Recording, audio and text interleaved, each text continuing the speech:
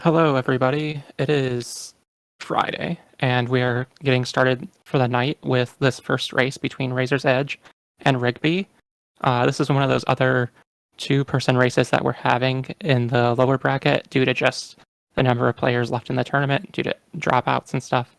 So we'll be having Razor with a 314 personal best and Rigby with a 309 personal best from about 3 years ago competing.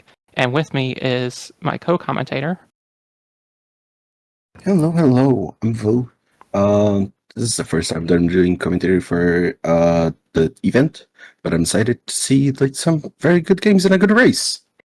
Oh yeah, this is my first time too, so this is going to be fun. And I don't play EV, so Oh, I don't play Pika, so we are covered. okay, good. So you know like all the weird sizzly slide, bouncy bubble giga drain moves and stuff. That's good. Yeah, the OP moves from Yeah, EV that the gives things you that super Pika doesn't have. coverage. So yeah, we will be getting into the game here in a minute. And I just want to sort of talk about the bracket implications of the race. To start off, the way the structure is for the lower bracket, the winner will automatically advance to round 3, and then the the top two second place times will also advance to round 3. And currently, the goal to beat for second place is Pengy's 318.17 from last night. So as we're getting into the race, I'm just going to sort of comment on how these players are making decisions and sort of are they aiming for either of those specific times to try to push themselves above or below a 318 to try to secure that next spot in line. And it looks like we're going to be starting here in a few seconds. Yeah, and 318, if it is not an easy time, if you have not been practicing and very much for the game, for the recent months or weeks, it is a quite challenging time. Yeah, there are a lot of places where if you haven't picked up the game in a few days since maybe your last race, you can just lose quite a few minutes waiting for things like cycles to go for catching Pokemon and other things. Maybe forgetting an item and having to go double back. Yes.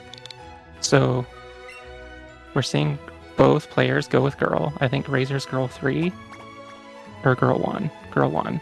They're both Yeah. girl 1. Okay. Good chase. Yeah, I Not going for super fast times, right? Just to select the boy. Yeah, I just do boy 1 because I'm mashing A. But I can understand and respect all of the people in chat who are going to say girl 1 or girl 3 are the best. Yeah, we're just getting into here with Eevee, and then we'll get to see their menus for setting the settings and see maybe if people are more nervous or not going into this.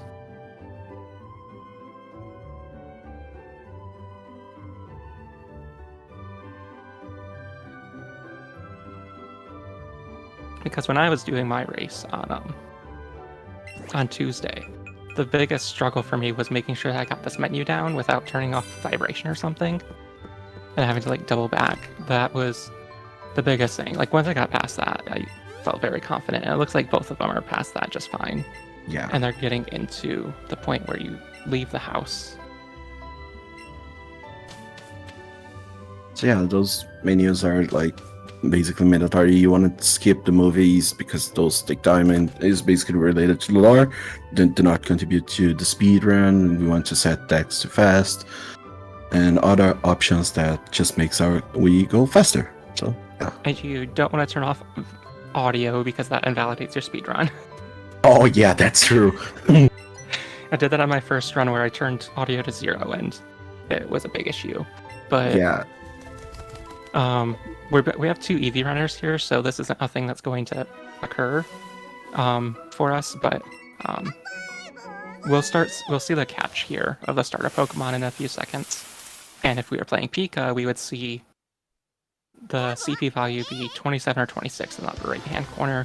But because we're an Eevee, they'll both be 27. So what we might expect after this is once the runners in like a minute and 15 seconds get to the Pokeball in the lab.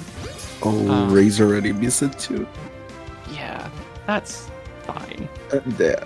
Like, even if you miss all the balls that you currently have, like Professor Oaks just gives you more. But again, losing time over on start already. Maybe he's very nervous. It's also a thing where you could do it like too early. When the menu's still up for me, like the instructions on how to throw, I have to throw during that menu for me to get the throw to come out on time for the grate. So it also might have been something like that where he was trying to time it with that menu and it didn't quite work.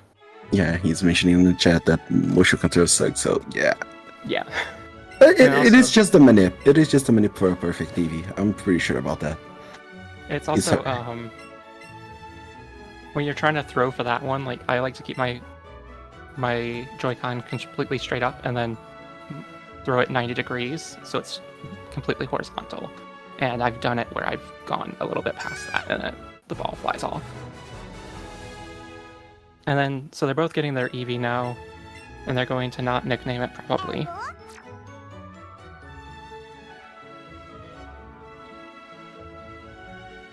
I don't think they did. Yeah. And then I see Rigby checking the Eevee.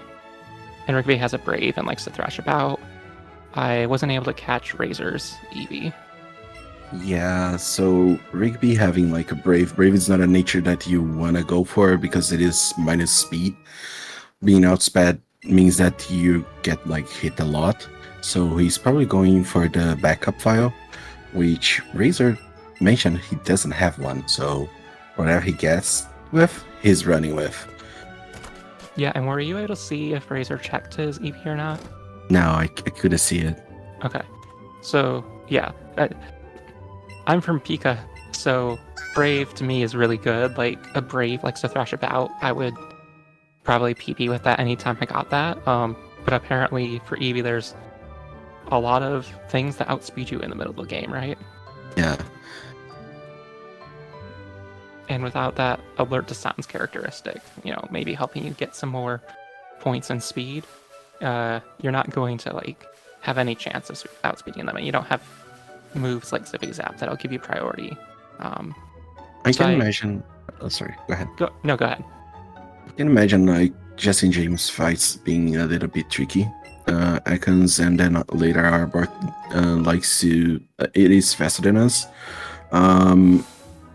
But yeah, probably there will be like other fights that you may get outsped if you have minus nature speed.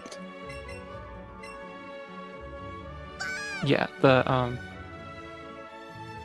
thing that I'm jumping aside from that. We see Rigby's back in the game now, and so Rigby is about 50 seconds behind now because of the time to like consider if he wanted to reset the Eevee or not, and then exiting the game and getting back into it. So we'll see Rigby behind quite a bit for probably until we get into Forest and start getting to catches. But I would imagine that might start to... the gap might close depending on what the catches are in Forest. If I remember correctly, like the rules is like your backup slave has a neutral nature, right? Yeah, it can be any of the 5 neutral natures: quirky, docile, serious, hardy, or the other one. I don't remember what that was, what the 5th one is, but yeah, it has to have a neutral, and we'll have the recording later to make sure it's like it actually is neutral and stuff, so all that's fine. The main thing is that 40 seconds time loss, but when a runner's trying to consider are they going to do the backup save file, they're trying to figure out is the minus speed or minus attack or minus special attack on the Eevee going to be a big enough detriment that taking the 40 seconds is worth it, so you don't take more time loss than that. So I think in like Pika, it was found that like minus attack loses you like 40 or 45 seconds by some people who've run it. And so they're on the fence about resetting minus attack Pika, at least early in the tournament. There's another fact as well that there's one of the big differences like between Eevee and Pika is also that Pika relies a lot on the partner for a few fights, where Eevee is kind of selfish. It is changing a little bit. Sometimes some fights we were able to adapt a partner Pokemon and to do 2 controller fights, but most of the time is like Eevee by itself. Yeah, there's like especially the Sandshrew and Nugget Bridge, right? Like Pika can 1 or 2 see that, but it's always gonna take 2 turns. Either they use double headbutt and hopefully not get sand attacked, or summon in an Oddish and have that attack for the Pika. But in Eevee, they're just going to use Bouncy Bubble and 1-hit KO it. And the same thing will happen, I think, Route 9 with Picnicker Alicia and Camper Drew, right? Yeah, I think so.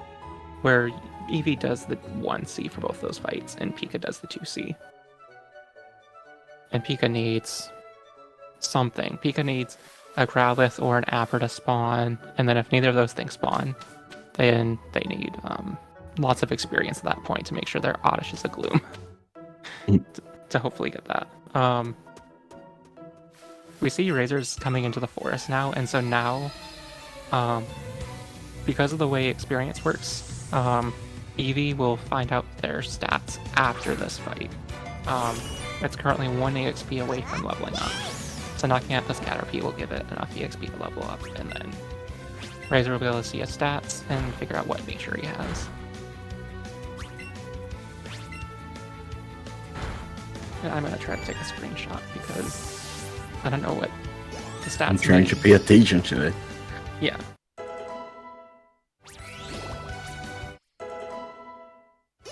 So I think I saw like 16 attack, 14 special attack, and he gained 1 AV into special attack. So it was at level 5, 23, 14, 13, 13, 15, 14. I don't know what those mean, but I have Yeah, them. most likely neutral from Phoenix and King that are on chat. Okay. Yeah, I'm just going to double check. But if that's right, then it looks like we'll have 2 neutral EVs here, and one is just going to have like a 40-second disadvantage for Rigby.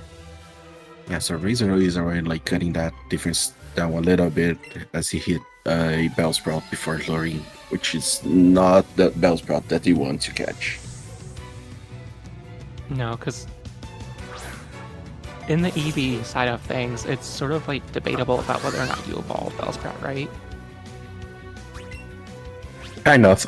Well, if you have Boa, you can catch both. Of course, like those are good catches to have, but then you would not keep Bellsprout until the end of until it evolves to Whipping Bell.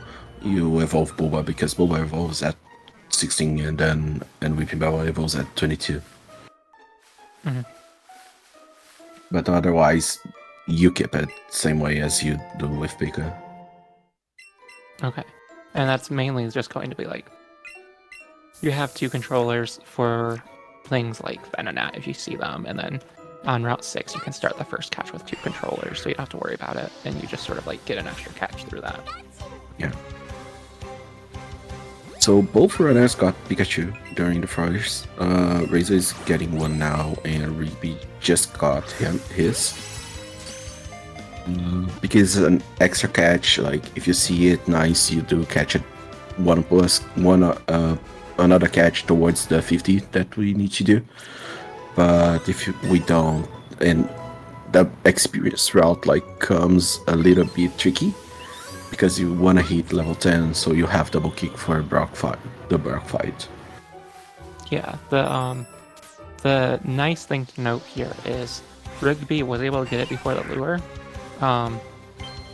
This means that when Rigby goes to do a bug catch, he won't have the He won't have to use a berry to get the catch rate to be higher. He'll just be able to 2C the first lured Caterpie Weedle and just catch it, which is nice, especially if it's like a low-level Pikachu and you can just deposit the Pikachu and leaves your party and you don't have to think about it anymore. There's no chance of Thunderstone coming into play. But Razor had to 1C the Pikachu, and I don't know if it was before or after the lure. But it was after. Yeah, so that's a harder catch. And so that just cuts down on like one menu that Rigby has to do to catch up. And Rigby's currently looking for stuff to catch. Doesn't look like there's any safe worms. Okay, there's 2, I think, right there.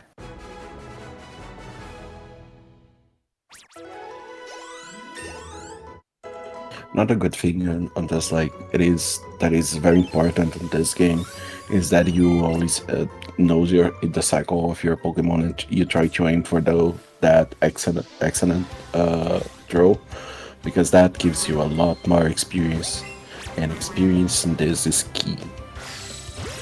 Yeah, I think if you don't get anything glowing in EV, you need to like hit excellent on everything on your Bellsprout, your Weedle, and your Caterpie to hit level 10, right? Like, without glowing Pokemon boosting the EXP that they're giving, you're going to have a rough time hitting 10, especially if you're missing those excellent catches. Or you can be lucky as Razor and get a like a super sized Pokemon. Yeah, that works. Right.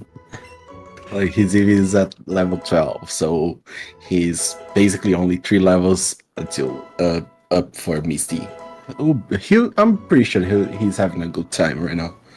Yeah, and seeing him cancel the double kick on Pikachu, thankfully not canceling the double kick on Eevee, because in this route we don't teach Pikachu double kick, as you might in the Pikachu run.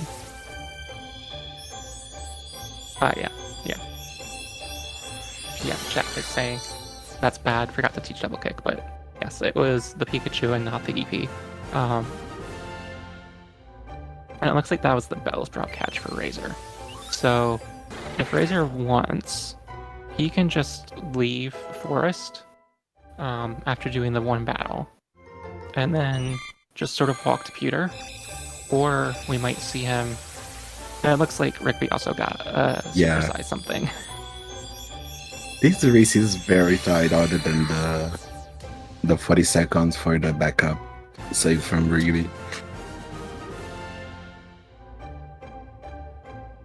Yeah, so I guess Rigby's also in the same position now, where they both can just leave Forest, right? And they can be fine with this. They have a level 12 Eevee, and both Cocoon Pokemon.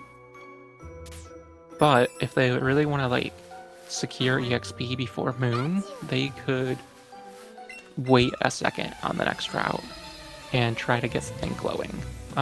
If you got like a glowing Rattata, for example, and it just so happened to be supersized, you could be level 15 before leaving Pewter, and that would really help like let you rush through Moon and just say, I don't really need to be slow on my catches. I can already have the EXP I need and just take catches quickly and go through the whole thing and then get to the end and just sort of ignore stuff in there.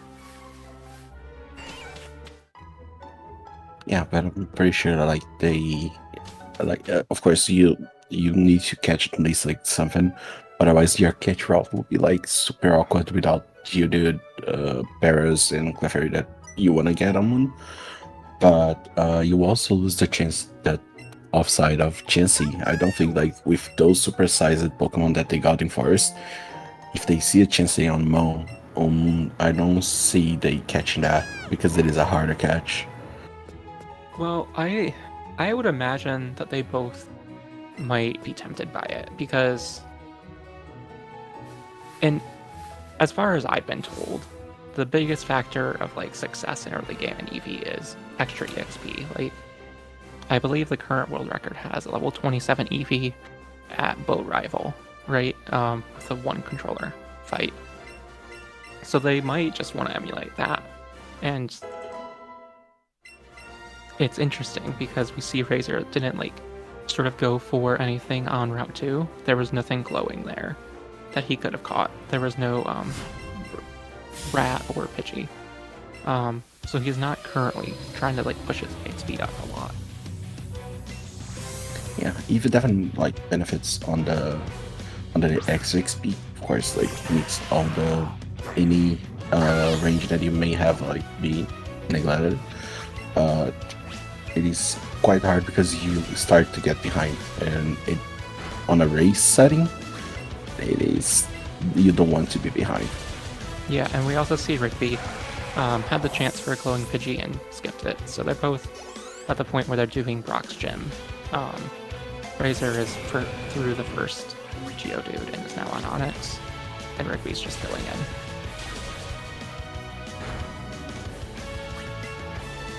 And it looks like Razor might have to... Okay, just gonna do 3 double kicks. And then Rigby's going in and showing Bellsprout. Because the whole thing with this game, why it's so fun to run, the whole reason we have a catch tracker is all the gyms have a different requirement to get into them. Brock is you need a water or grass type to get in. Misty is you need a level 15 Pokemon. Sabrina's like you need a level 45 Pokemon. Erica, you need a cute Pokemon. Blaine, you have to get a key. But Koga wants to make sure that you're fulfilling the duties of like Ash Ketchum and catching them all, and he asks that you have like 50 dex entries registered. And so that's the whole point of the category is Pokemon spawns are going to be random. You need to get to that 50 number. You need to cut down the amount of time that it takes to get to that 50 number. And the main thing about catching too is it gives you EXP, whereas battles aren't going to. You're going to see like those trainers in Forest gave you like 11 EXP, but they both caught a supersized Bellsprout that gave them like 600, right? So this is what makes it fun for me is every run is going to be different, and it's going to be a matter of trying to figure out what's the best way to use the tools the game is giving you randomly in front of you. Yeah, good capability, like a good quality that you need on this run is definitely adaptability. You do not the ability of the Pokemon because well, this Gen 1 we don't have abilities, but you need to adapt whatever towards your catches. Like at some points you have an odd number, sometimes you have an even number. You need to adapt. You need to know how much catches you can have, how much Pokemon spawns, what is the harder catch, what is an easier catch, what Pokemon evolves 2-3 times, 1 or 2 times actually. So yeah, we need to adapt to get that 50 Pokemon. One of the big things, like you're mentioning evolving 1 or 2 times, Pidgey is one of those big Pokemon where you can catch it early, and then you're sort of locking yourself out from catching a Pidgey later that's going to evolve. So then if you catch Pidgey early, like on Route 2, for example, you might then say, I don't want to catch Pidgeotto at all. But then you might want to catch Pidgeotto later, and you might catch it on Route 6, where it can evolve into Pidgeot. So you could do it that way, where you catch both those 2 things, and then lock yourself out of Pidgeot, or you could wait until Route 16 or 17 and catch Pidgeotto there, and then evolve into Pidgeot. So there's a lot of like decisions in these evolution trees. And we see Rigby's doing shopping, grabbing burn heals and stuff. That's standard for EV, right? Yeah, it's pretty much standard. A few of these items will like last for the entire run, like the awakenings, and they are super important during this first phase. You don't have too much money at the start, but those items make sure that you can go through until you get to Vermilion, and then you do a bigger shopping. And I think like one of the few places you'll see the Awakening potentially come into play is in Mount Moon, right? Like yeah, the drowsy. Yeah. I got this sense of sleep yesterday on my run. So it can happen. You need to be prepared for it. Yeah.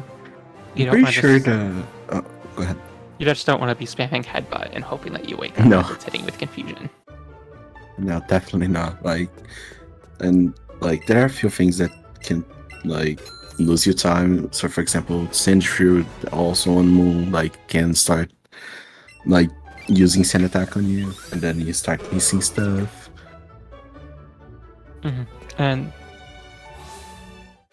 And Rigby is going to be coming up to one of the places. Well, we just got Magikarp. It's a good Pokemon. It costs very little time to go and get, and then you get an extra catch. You don't have to go through the catch animation or anything or evolve it. It only costs $500, so you just make sure your money routing in the first shop leaves you with at least $500 to go get the Magikarp, and it's a free catch. You don't have to catch it on the water with one controller or anything. That's good. Yeah, it is it is a pain whenever if you actually forgot about it. You can get with Starmie, you get Magikarp, but as you mentioned, it is super hard to catch with just one controller in a high level. Yeah. The other thing we're seeing here that might be different from a Pikachu run that I'm more comfortable with is we're going to be doing the headbutt menu before this last, I think. Yeah. Because in Pikachu you're going to be using Oddish for this, and you don't menu until after the Sandshrew fight, but in Eevee you're going to menu here and deposit your Pokemon, teach headbutt, and then start luring. Yeah, start luring. So all the Pokemon in the dungeon until it runs out are going to be like a level 11, I think, is the right level. Yeah, Eevee really there's a big difference between on Eevee and Pika, because on Eevee you get Bellsprout, and on Pikachu you get Oddish.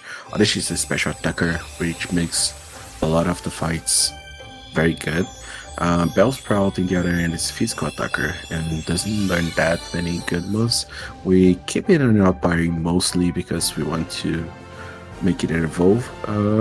It doesn't learn too many things during this process, and it works as a second controller for our catches. So if he really wants to headbutt on this fight, that's why we did the menu before this fight on Eevee. And I think we saw Rigby just pass by a Paris that had spawned, so he might be waiting until he gets down the ladder to go catch the spawns. And there's a chance. There is a chance and he's going to go for it. Yeah, he's going for it. Yeah. So what we're gonna... Oh. Okay. Okay, cool. We're in the encounter. So what he's gonna need to do is switch both controllers to Great Ball, and then at some point bury it as well. Okay. Alright. 2 Great Balls, 1 rest. Wait for it Let's go. Nope. Okay, he missed the circle. He missed the circle. Sort of a 50-50 catch, I think. Okay, he got it. He got it. Yes, this is so good. I love this. Everybody in chat, post the funny Pikachu emote, please. Butterfree was still... Butterfree almost leveled up to 13. Oh, that's fine. That's fine then. It was calculated. The excellent miss was perfect. The Eevee's 15. He doesn't have to worry about catches in the rest of Moon. Yeah, so context, for those that don't know, Butterfree learns, I think it is like the 3 powder attacks at the same time on level 13. So you don't want your Butterfree hitting level 13, because that's like saying that your Butterfree is not going to learn 3 attacks wastes a lot of time. Yeah, it's like 2 seconds each time, 2 or 3 seconds each time. So like, plus the level up. So you're wasting like 10 seconds by Butterfree hitting 13. So now what we're going to see Rigby do probably is immediately go into the bag and menu and deposit all these Pokemon that have just evolved. The other thing that'll be interesting is watching out for the spinner. One of the key things about spinners is they freeze for 2 seconds after a Pokemon or battle. So it's not even on the screen, so it's not an issue, but if he was near it, he might want to make sure that he's going around it. And then depositing everything and has a catch count of 11 right now, going down the ladder. So Or I about it. haven't been tracking the AVs that Rigby got on his EV, but for sure this level up that he got from the Chansey will help him a lot on the Misty Gym, which is the next challenge after you leave Mountain. Yeah, the only AV I noticed was the level 6 AV, which was defense. And so that means at level 6 and 16 and 26 will be a defense AV. But we see Rigby keeping with the double Great Balls here. Sort of just going fast in this catch, getting a nice. This is a glowing Geodude. Like, it could be too much XP as well. But again, on even there is no such thing as too much XP. Yeah, 220 XP, that's fine. I'm just looking at the catch counter. Noticing Razor's updated his, and he's caught Clefairy, Paris, and Geodude. Hasn't marked Butterfree, Beedrill, or Magikarp yet, so we'll see if those get updated. But another great for Rigby, looked like he was trying to go for the excellent, but just it was like a millisecond off from an excellent.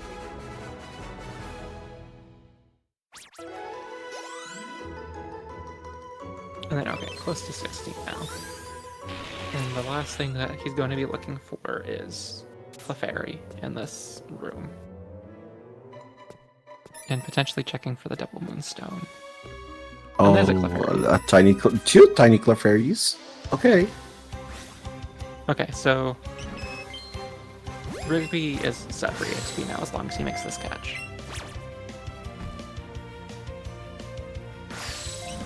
And he's probably gonna... Okay. Oh, unlucky.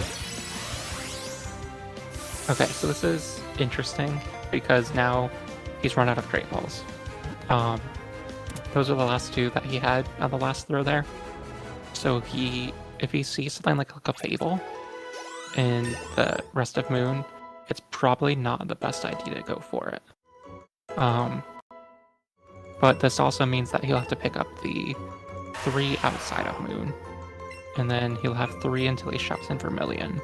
And then he'll have more Great Balls. But right now his catch situation is going to be like restricted by the fact that he doesn't have all those Great Balls right now.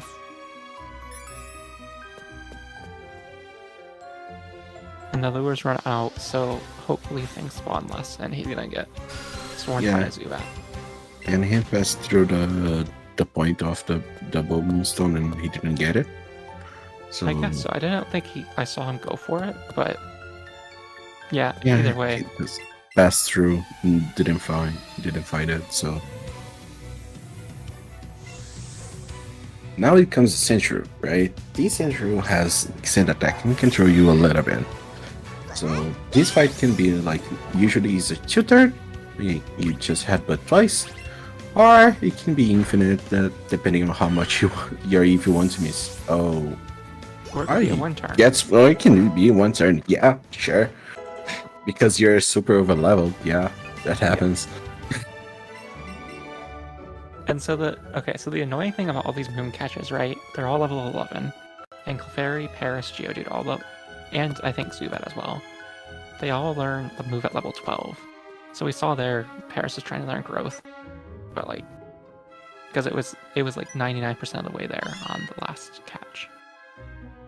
So what we might see here is another menu to deposit the stuff.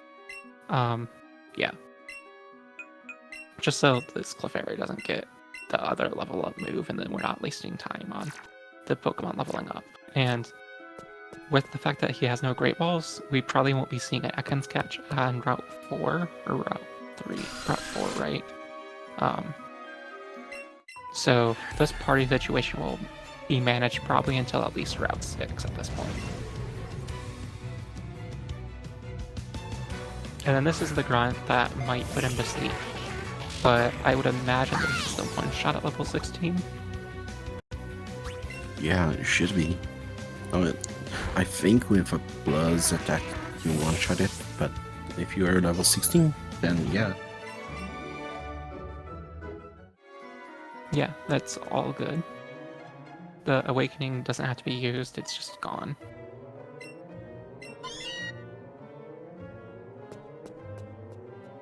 And then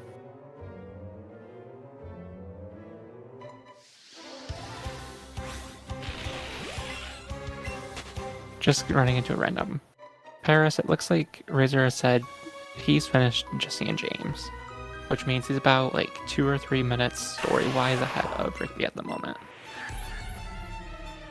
But I don't know if we have an accurate catch count for him because he still has only 10 marked on the tracker.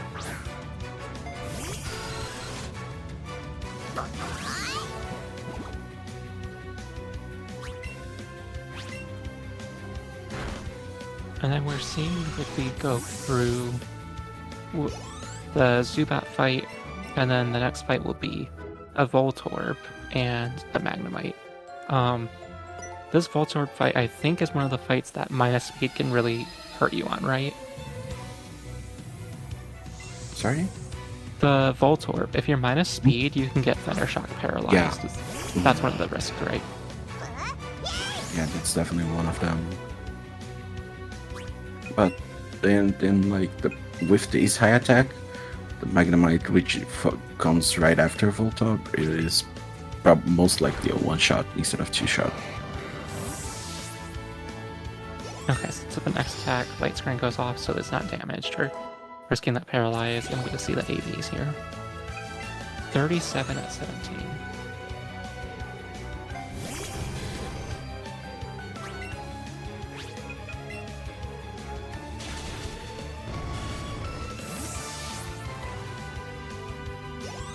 That looks like it might be like 1 AV attack. It doesn't look like it's exceptionally high. Attack stat. Yeah, most like probably he's been. I'm not sure about the auto status on EV correctly, but like he's level 70. He's at least two levels ahead of what the normal 80% would do, which is hitting like 15 by this fight or previous fight. So yeah, he's super over level.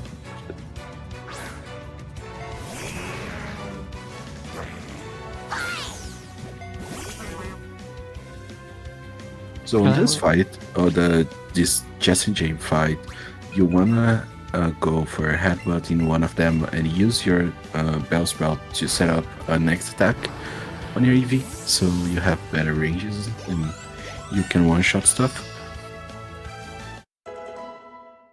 And let's say he just gets the constant range out, right?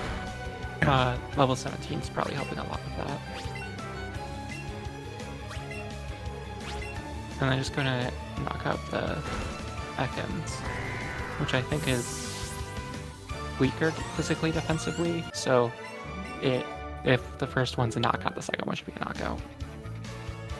On the beginner notes, it says to hit the Ekans first and then a Coughing, but with a super high attack, like doesn't matter much.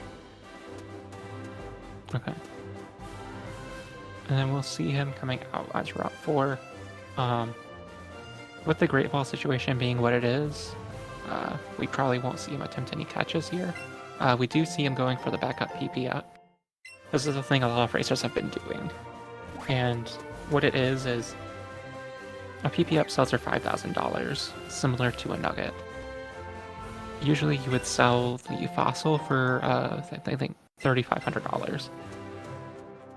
And then you'll sell the PP up instead and keep the fossil through the rest of the game.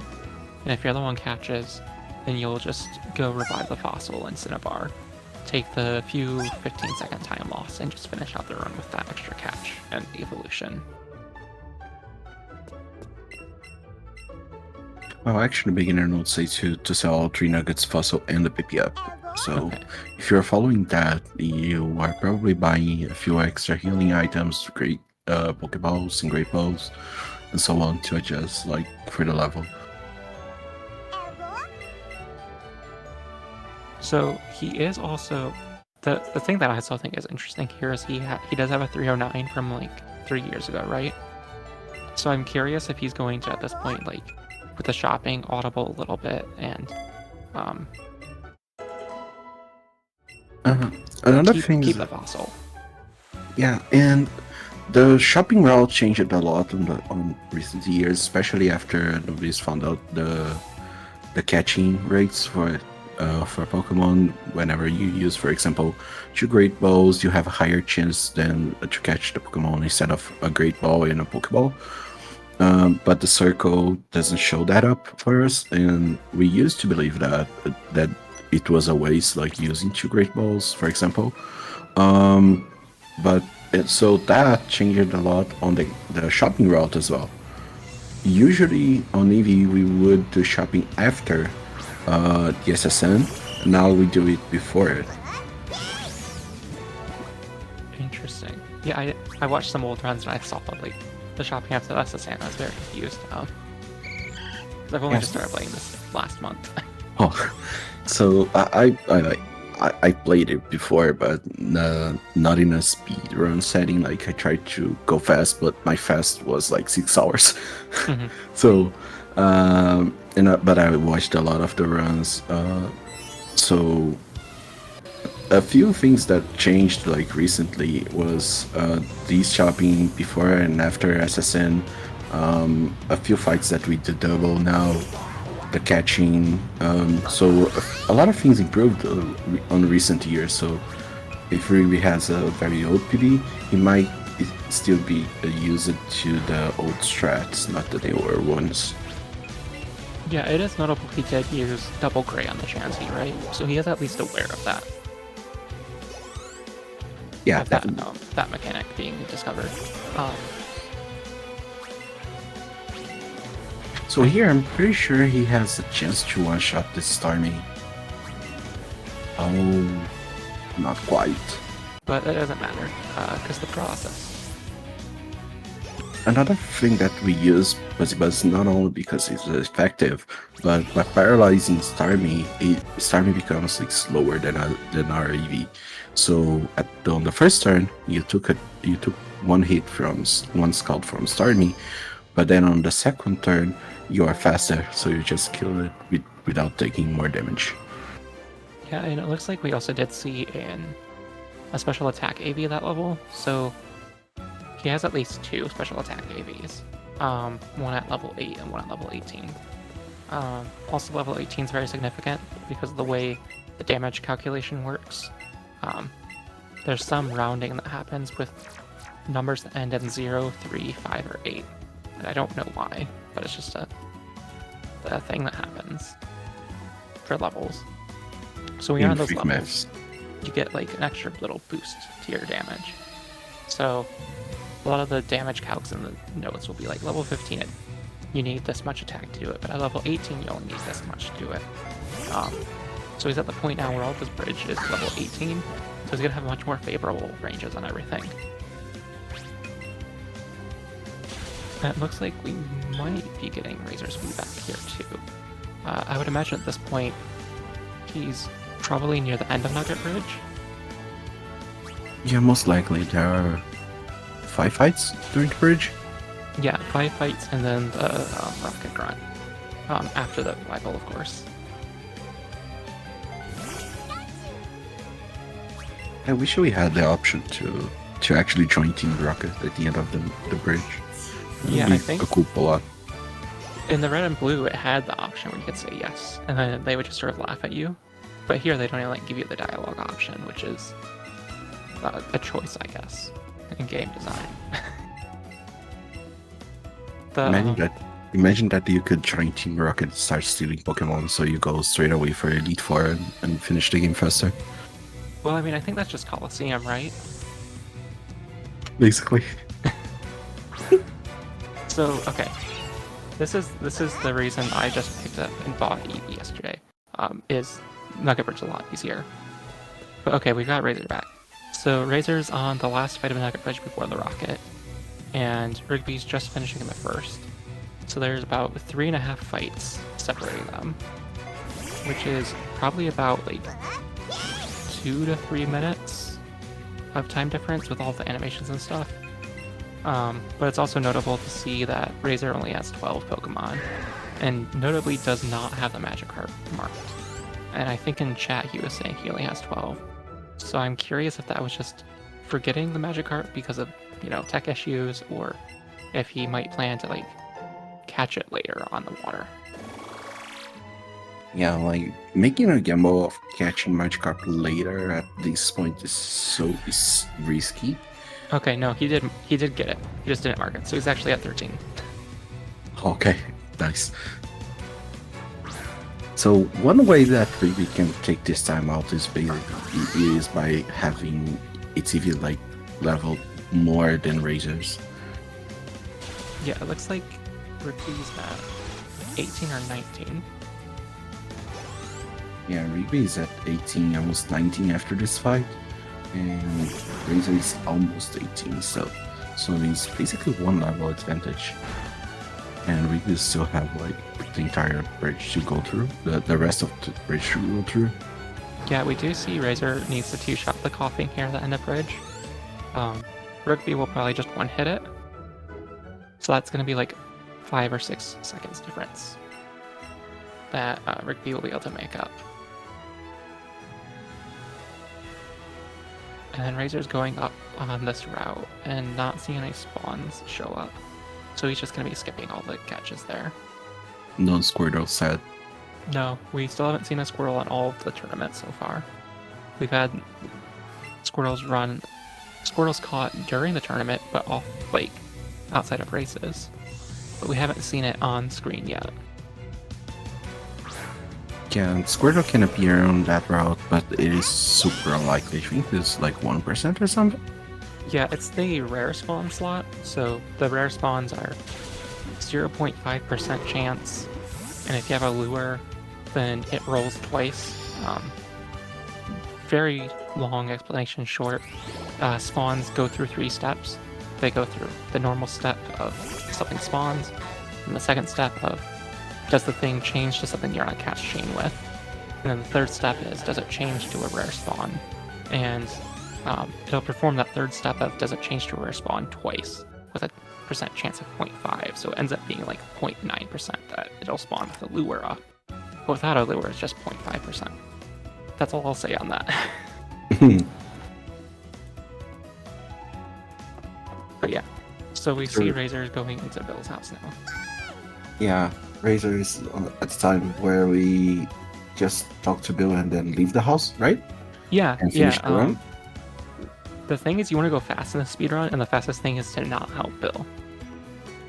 You just sort of want to get out there. Ethics aren't really a thing we're concerned with at this point in time in the speedrun. So we just sort of leave. Yeah, right? Yeah. Well, I guess Razor is concerned. More so than I am, but... Yeah, he's a good person. He's going to help Bill. Yeah. And nice cutscene skip, by the way. Just a very small frame of that cutscene coming through. Rigby is also done with the Rocket Grunt and is now going through the spinners right now. So Razor's going to leave Cerulean now. And Rigby is going on to the Fisherman.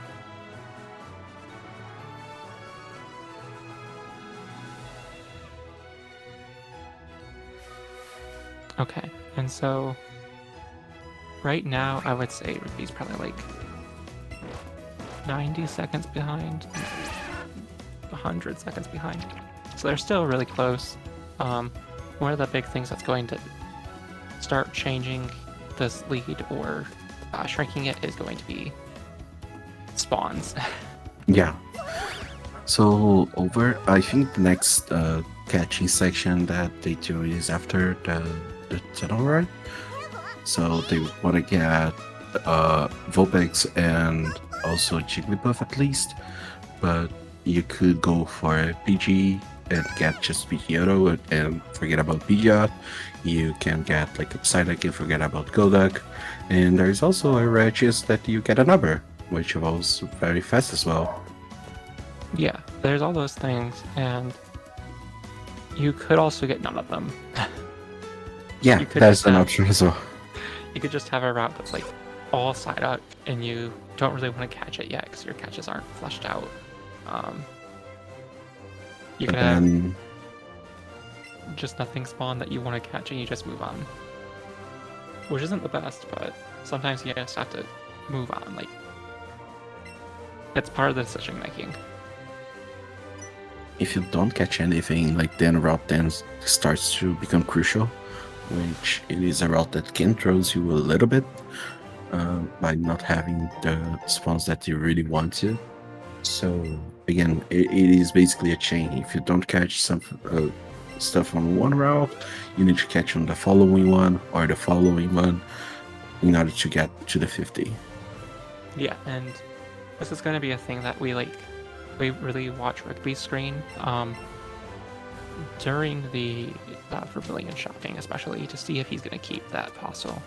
I wasn't able to see if Razor kept his fossil or went and picked up the PP up. I would imagine he might, just because he said he's going to run any EV. But we'll see, because like that's one of the things runners are doing to sort of offset the catch situations. Is just keeping that fossil, just in case. And that sort of gives them a little bit more leeway to just say, I'm out of here. And they can just sort of speed through these routes without trying to wait for like an extra Krabby to show up if they're missing something.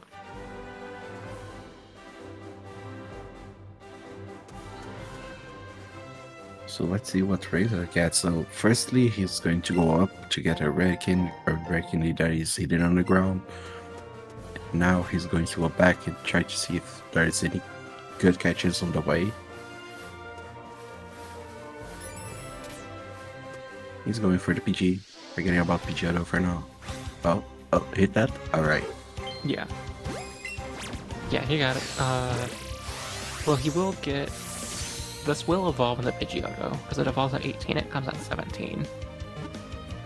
But this will block him out of Pidgeot, as we were talking earlier, so he's made the choice of not going to catch a Pidgey-line Pokemon on Route 17. But there's still no Vulpix or Jigglypuff on his screen from what I've seen.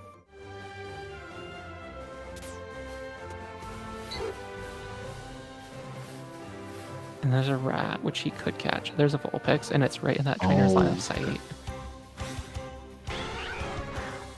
But that's good. Okay, that's two things on the route. Yeah, a little bit of a detour, but he got it. Well, he got the encounter right. We need to catch it. And having a little bit difficulty with motion controls, it looks like. And there he goes on the third try.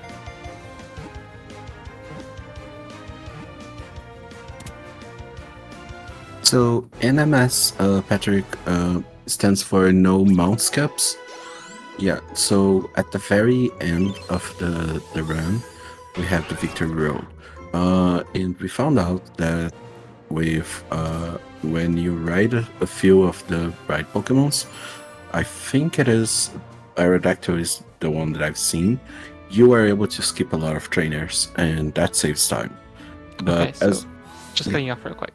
Razor got the Route 6 trainer skip. So he's good for that, not taking an optional there. And then we see Rigby going back in. But yeah, mount skips. I could speak more to that too. Aerodactyl and Rapidash both move at 26 pixels per frame. Trainers that have a vision of 25 pixels, so you can sort of just walk in front of them with a Rapidash or Aerodactyl and skip them.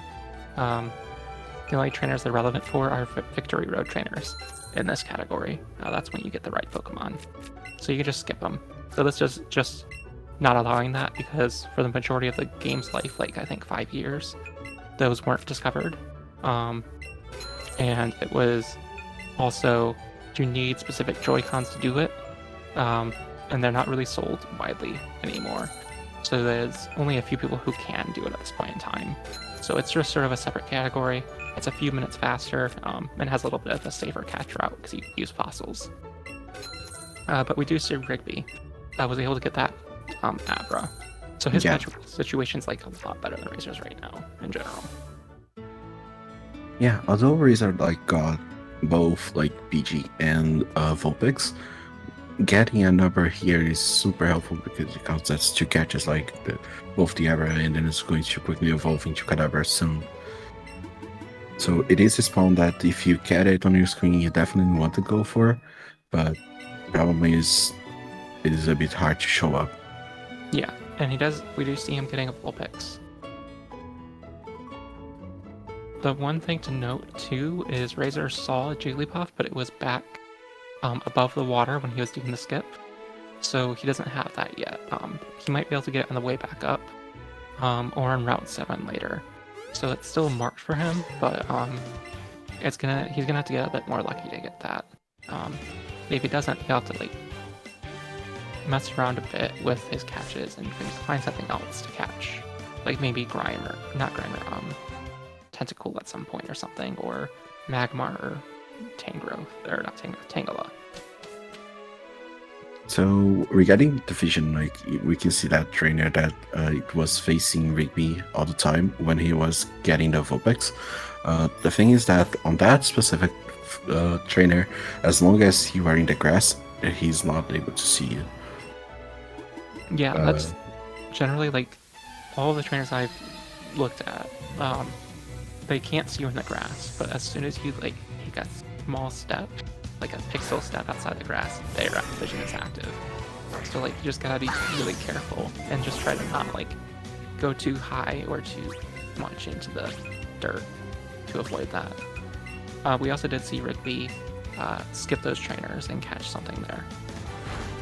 Yeah, as we can see, like the vision on the trainers is not the best one. So both Rigby and Razor is passed to the mid of both of those trainers, so none of them were able to actually see them, and so they just went straight ahead. Like going from the route into Vermilion, it is a bit more difficult, but if you're going from Vermilion to the route, you just follow the path on straight on center. You have marks in the ground for that, and you are fine. Yeah, and it's sort of weird because there's a gap between them, but it's probably like they didn't want you to be able to accidentally get a double battle triggered or something with the two trainers.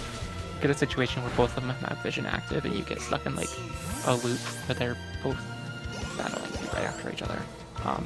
So there is a little bit of a skip there. That's not a mount skip because you're not using the mount, you're just walking past them.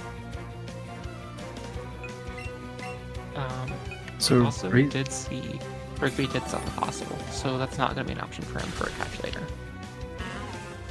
In race doing like the rifle fight right now, like he's usually we do go for 2 controller this fight just for safety. But you are able only to do this like with just 1 controller. But again, it is a bit riskier. You may get more turns and so on. And I think that's a thing. I know in Pikachu, if we do it 1 controller, we just Thunderbolt, but Eevee could get sand attacked is the risk, right? Yeah, the old strats, and that's something that I didn't get used to it just yet.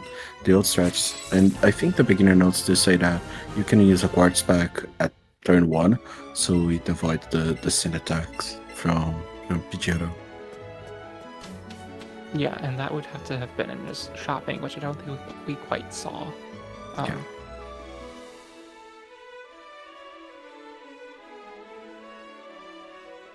And it does look like they both missed Jigglypuff on this route. So they're both going to be hoping for Jigglypuff on the way back up, as Razor is exiting SSN, and he'll be trying to do the skip in reverse. It's a bit easier, I feel, because it's like you have the tiles on Vermilion City. That's the city we're in, right? Vermilion, yeah. The tiles, like if you walk up the middle, the 5 tiles in the middle of it, you're safe. As long as you just go straight up, you're fine. There's like a pretty good, decent window there that you can be in to make the skip. You might see him adjust a little bit here, yeah. This should be good. Yeah, and then he just immediately goes to the right as soon as he's past it. And goes to the guardhouse. Not seeing anything like Jigglypuff. So that might show up on Route 7, and if it doesn't there, then I'll have to start considering other catches to replace that. Yeah, so Rigby is like doing the rare fight now. Like he shouldn't have any problems. He's in EV's level 20. He's very good to go on that. And he's also doing the 2 controller fight. And Pikachu's the last Pokemon, right? Not sure. No, okay. Yeah, Oddish and Pikachu on this fight, they can't come up on any order. Okay. So you gotta just pay attention to the notes and see what you really want to do with each of those. I messed up that yesterday.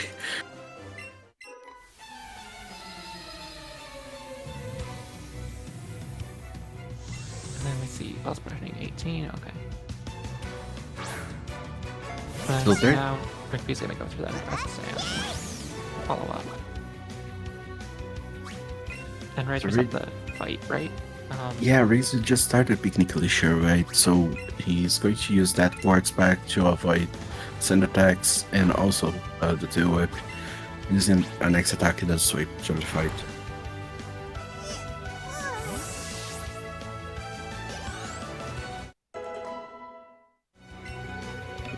This fight is just like can be a little bit tricky just if you don't use the guards back, but other than that, it is a very with the guards back, it is a very good fight. Yeah, because you're risking getting sand attacked, and then you don't really want to like throw out 75% accurate moves against a Gloom. And also another thing that helps a lot. It is an EV against EV, but our EV has perfect IVs, perfect stats, and so on. So our EVs, even if they were at the same level, would be like way stronger than any other EV in the game for sure. Yeah, so you're not gonna ever be risking a speed tie or anything there, unless you're minus speed. I don't know how that interaction would work. But we'll see Razor going on towards Route 10 now, and then Rigby is also going to be leaving SSAN, and then doing also that Vermilion skip upwards as well. So we'll be able to see if he gets that. And I think that's going to be like the most, aside from the Alexa skip near the very end of the game, is going to be probably like the hardest of the skips to do. Or I guess the most nervous of the skips to do.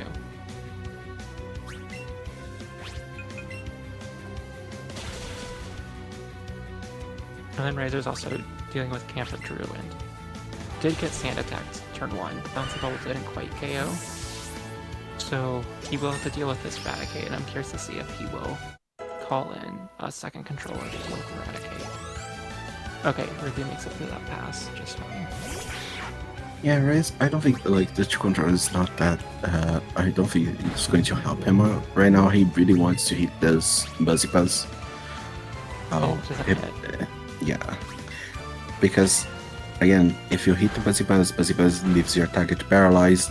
If it is paralyzed, you're faster than it, and you can just go through and don't take too much damage. Okay, he did dodge a Super Fang and then another Super Fang hit. So overall, it's not too bad. He gets the free heal before the next battle. As long as he doesn't hit an optional here, he doesn't have to worry about healing or anything. Oh, and he did hit this optional. Okay. So, I don't know what she has. I think it's only 1 Pokemon? 2, okay. It's cute. But, well, if you hit like any option on the EV section, it is still fine because EV has a very good coverage on the 3 attacks that it has between Buzzy Buzz, Bouncy Bubble, and also Seasonal Slide. You most likely have something that is super effective. Yeah, I just see him calling the second controller here. Oh, he's out of Buzzy Buzz. This will be a problem on the next Eradicate. No, you get the full heal before the Eradicate. Oh, you get a full heal before? Okay. Yeah, before you start the fight. Pikachu runs out of Zippy Zaps on Camper Drew, and then we have all of our Zippy Zaps back before the Eradicate. Oh, nice. Yeah. So he got saved on this. Oh, he's out of the handles as well. Oh, Yeah. it was not a good time to hit an option. The Bellsprout also might get knocked out here with Wing Attack. Yeah, so that's not great. He's going to have to consider reviving the Bellsprout. Because he wants Bellsprout to get EXP on this next Route 10. And then he can deposit the Weeping Bell before he goes after the first catch in tunnel. And that would just let all of his tunnel catches get all the XP that they want to get. But I don't think we saw him revive the Bellsprout quite yet. So he might just wait until Rock Tunnel to revive it. Or until the full field comes in the mix. There's a Chansey. I don't think he should go for that Chansey. No, yeah. This just is not in a good time for him. It's 50-something% catch with double great excellent Raz. It's not a thing that you should go for. I would love to see him catch that Chansey, but I don't think it's a good idea. I'm not going to advocate for it. Right, but Himia, he just got Spearow. He gets both Nidorans and he gets Krabby. Does he go for the Chansey? I don't think after hitting an optional you do. I think if you didn't hit the option on the Chansey spawn, he could consider it. But that's a lot of time to invest because that Chansey, it's not glowing, which is a good part of the Chansey. Like, catching the Chansey here with a full party of things that needs to evolve would basically evolve them very quickly. Okay, he is menuing as if he's going to go for the Chansey. Maybe he's just clearing stuff out of his party. Yeah, he's going to grab Krabby first, of course, because Krabby does need some. I think it is a few levels to the 4 levels to evolve. So Krabby does really wants that EXP if he goes for the Chansey. Yeah, it wants. It'll get to 28 to evolve. It learns Protect at 27. That's the only thing that's really interesting with it. Oh, Rigby got one Nidoran female, but and I think that was a Wumbo Krabby. It was 1700 EXP, so that was super size. So that gave 3 times as much EXP as it normally does. And that'll put Bellsprout close to evolving, and Fearow will evolve here. So Razor's in a pretty good catch situation. I don't know if he needs to go for the Chansey. Did he catch? He didn't catch Nidoran male. It is not a required catch for. It is not a super important catch for Eevee, because Eevee can do the Clefairy later, with which you shot very quick. On Pika, I know that you really want Nidoran male, right? Yeah, and Pikachu, you want Nidoran out, and Razor has both Nidorans showing up here, which is good. He's marked them both, so he's going to plan on catching them both. For Eevee, at least, it's 4 catches between the two total, and then you can use a Moonstone if you didn't get Clefairy or Jigglypuff. If you got double Moonstone, which we didn't see, he could evolve one of the Nidos and then evolve the Clefairy or Jigglypuff, but I don't think he did that based on his tracker. But I think the other thing is recently, people have started bringing the Nidoking strats from Pikachu into Eevee. So if your Eevee is under-leveled or not quite good enough stats, you will use Nidoking as a partner or as a solo Pokemon and hide out for the Voltorb and Rattata trainer, and also Rhyhorn and Nidoking strats for J&J 2, I think is the right number. The hideout J&J fight. Yeah, I think that's the number 2 encounter with Jesse and James. Okay, so now Razor's done with all of his standard catches on the route. So Rigby did except for maybe Rattata, and he's just leaving the Chansey. Okay. Bye, Chansey. Say very bonjour, interesting. He used the Rip Out, and then he used the Lure again to try to respawn the Pokemons in the area, right? Mm-hmm. So he's really concerned with his catches and just wants to get everything done here. And it looks like he's still missing leader and male. Notably, I don't see a moonstone target planned for him. I don't think. Any of the 4.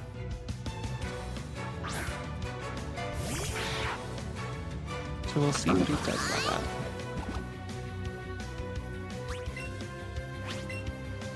But they're both on the same fight, and they're 1 Pokemon separated right now. So they're pretty close, and a lot of the next time is going to come down to when Rhyhorn spawns in Tunnel, if it does. Yeah, so now we are seeing like that advantage that Razor had, like he lost a lot of it on that optional that he hit. Yeah, if you're Rigby, you're very glad that you are now close enough here, where you can get yourself back into this with some good catches and some good fights. Razor canceling the lure, so he'll have to go and redo that. Looks like he's going to menu anyways. Might evolve some stuff. Nope, just going to reapply the lure and then go in.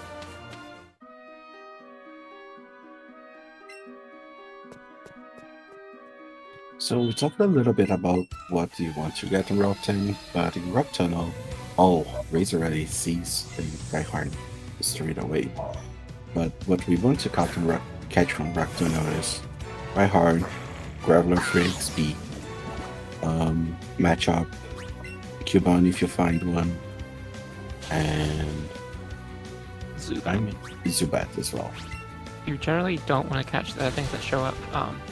Onyx is a hard catch. You can go for it if your catch count is weird with Ultra Balls.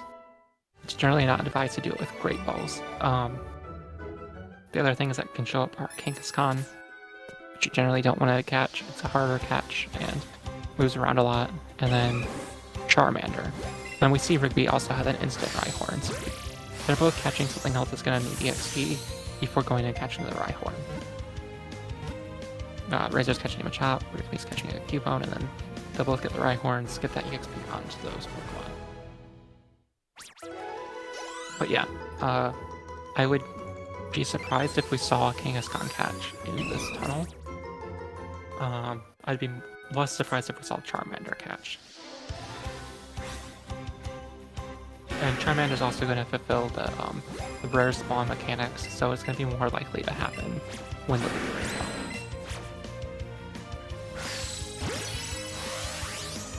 Yeah, and Rhyhorn is super good that they faced that. They found it at the early stage of Tunnel, because that will be our red Pokemon. I really want that. We know that if you don't find it, it is about like 40 seconds of time loss, but having that at the end, at the early stage of Tunnel is super great. Yeah, and especially getting at the beginning of Tunnel is going to also save you some time in Tunnel while riding it. The 40 seconds that you often hear is after Tunnel's over.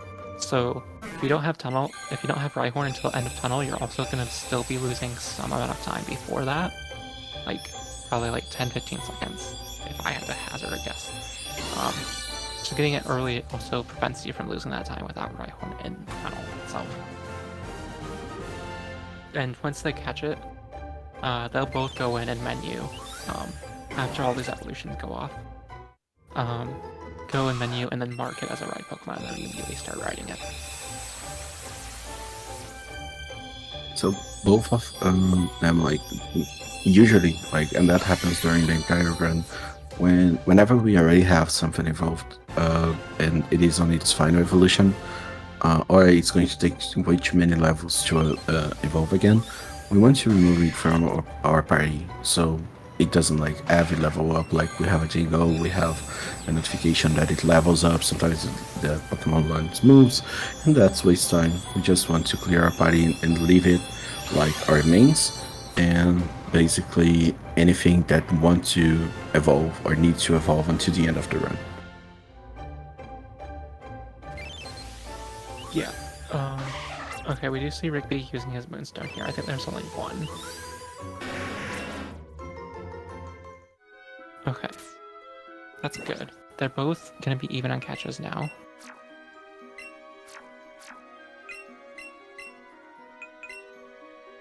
And then Razor is going to also Moonstone and Nidorino. So he might be doing... He's evolving a Nidoking, so he might use Nidoking and Hideout. I don't know if that's any indication, like, if he's just going to keep it there, just in case his EXP and tunnel is bad. But he does have the option now to have it as a partner for the Hideout section. Whereas Rigby has gone with Nidoqueen, and it's going to go into the box.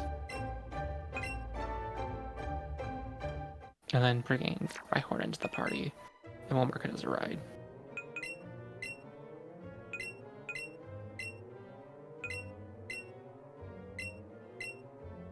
Okay, removing Nidoking from the party. So maybe not using it as a partner in Hideout then. I don't know Eevee well enough to say. I think there's like, at least on the beginner notes, we have like menuing like inside the Hideout to bring a partner for the strats. So for example, the beginner notes like do use boom strats on Giovanni. Then like we kind of not sure like which notes they're using. Yeah, you did say boom, right? Yeah. That would be using a bunch of Onyx. Oh, we see a Rechar. Yeah, Rechar. This is a difficult catch. It likes to attack a lot. So its cycles are really short, so you have to like wait for it to attack like that. And then wait for it to attack when the circle's like still big, and then throw after it's done attacking really quickly.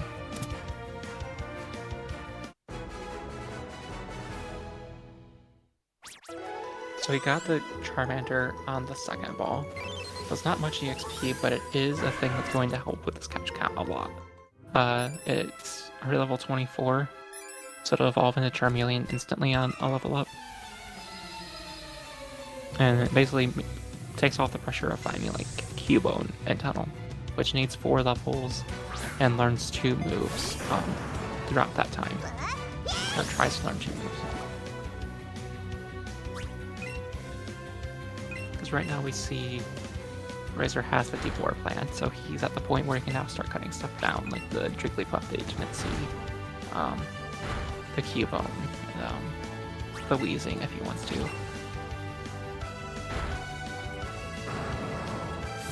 The other thing interesting to note here is Rigby has evolved his Rattata. I'm a big fan of catching a Raticate, if I can, because it's a lot of EXP, it's like another Graveler. But Razor hasn't caught a Raticate yet, or a Rattata, so he has the option open to him of getting a little small Chansey if he wants to. Let's see, just trying to see what's spawning.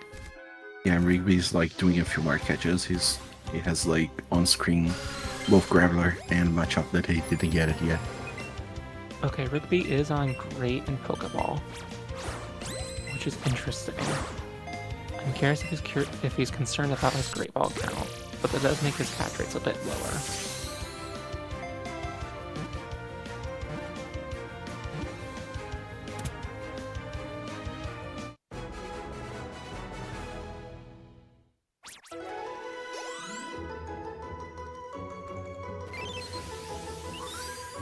So Tunnel is very interesting because both Tunnel and Route 10 are sections that you really want to catch a lot of Pokemon.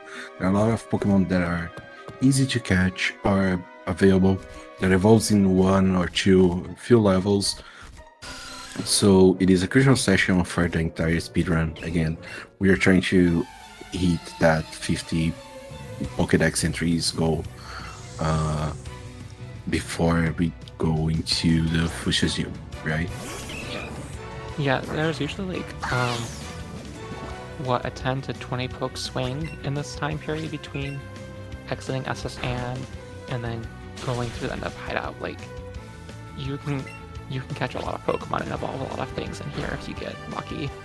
I think I had 41 poke hideout the other day, where I was exiting the hideout with 41 Pokemon, which was ridiculous. Now I only need to catch Ponyta on Pokemon Road. You still want to catch Dodorio, right? Doodle. Yeah.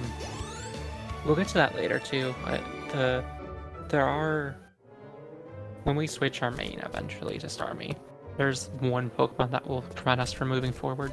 So we'll have to catch something to deal with it, be it Rapidash, Dodrio, or Magmar, for example.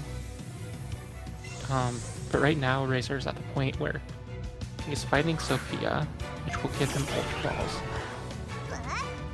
which he'll use for the rest of the catches in the run.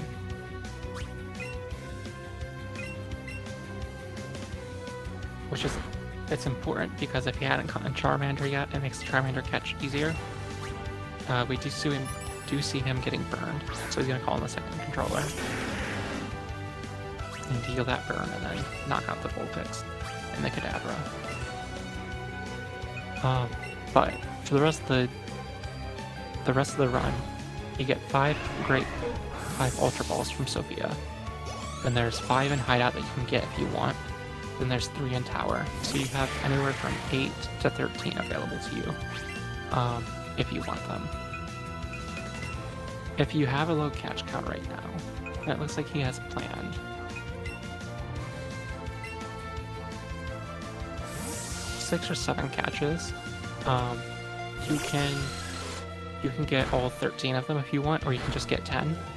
Get the hideout and skip the tower ultras, and then you should be safe. It'll be interesting to see if they get any more than the normal amounts here. Rigby's taking this Golbat encounter, he had an awkward spinner pass there. Razor just going back to this Graveler. And fun, like, I don't know if you noticed, but the Razor got confused by Kadabra on the fight, so he had like a rough time with the last trainer, to be honest. Yeah, he also got, I feel like he got burned as well. Yeah, so it was super unlucky. Okay, Razor's secured his Graveler catch, which is a lot of EXP, and he'll evolve the Charmander and the Zubat. And it's so good that Razor has a full party right now, because everyone that needs level like is there, and Graveler is going straight away for the box. Doesn't need to menu it out of the party as well. Yeah, he might menu stuff out now, or just wait until he can see if he gets a Cubone. If he gets a Cubone, he might bring that in sooner, or he'll wait until after the next fight, the tower fight. But he'll be sitting here for like a minute watching these evolutions happen. It looks like they're both even on catches now too.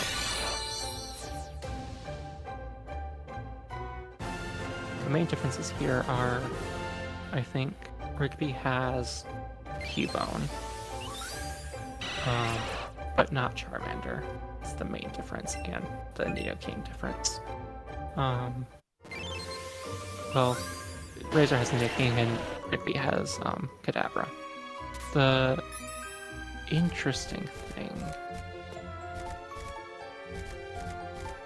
is that Razor can get Cubone in Lavender Tower, and it's actually a higher spawn rate there than it is in Tunnel. 10% in Tower and 9% in Tunnel. So he's gonna keep Cubone marked probably. And at that point, it only has to level up once, and it only learns 1 move on evolution rather than 2.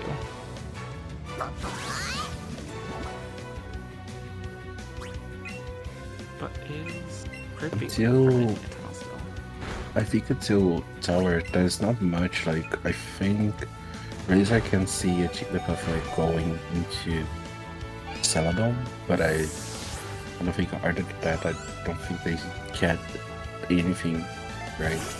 Yeah, I think he can see a Jigglypuff, an Abra, or a Porygon, but he wouldn't catch the Porygon because he's getting that for free later.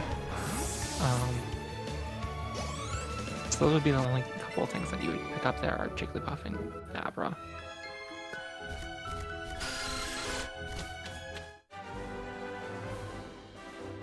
And so at this point, 32, 122, 30 exit rock tunnel is pretty good. He has a Rhyhorn.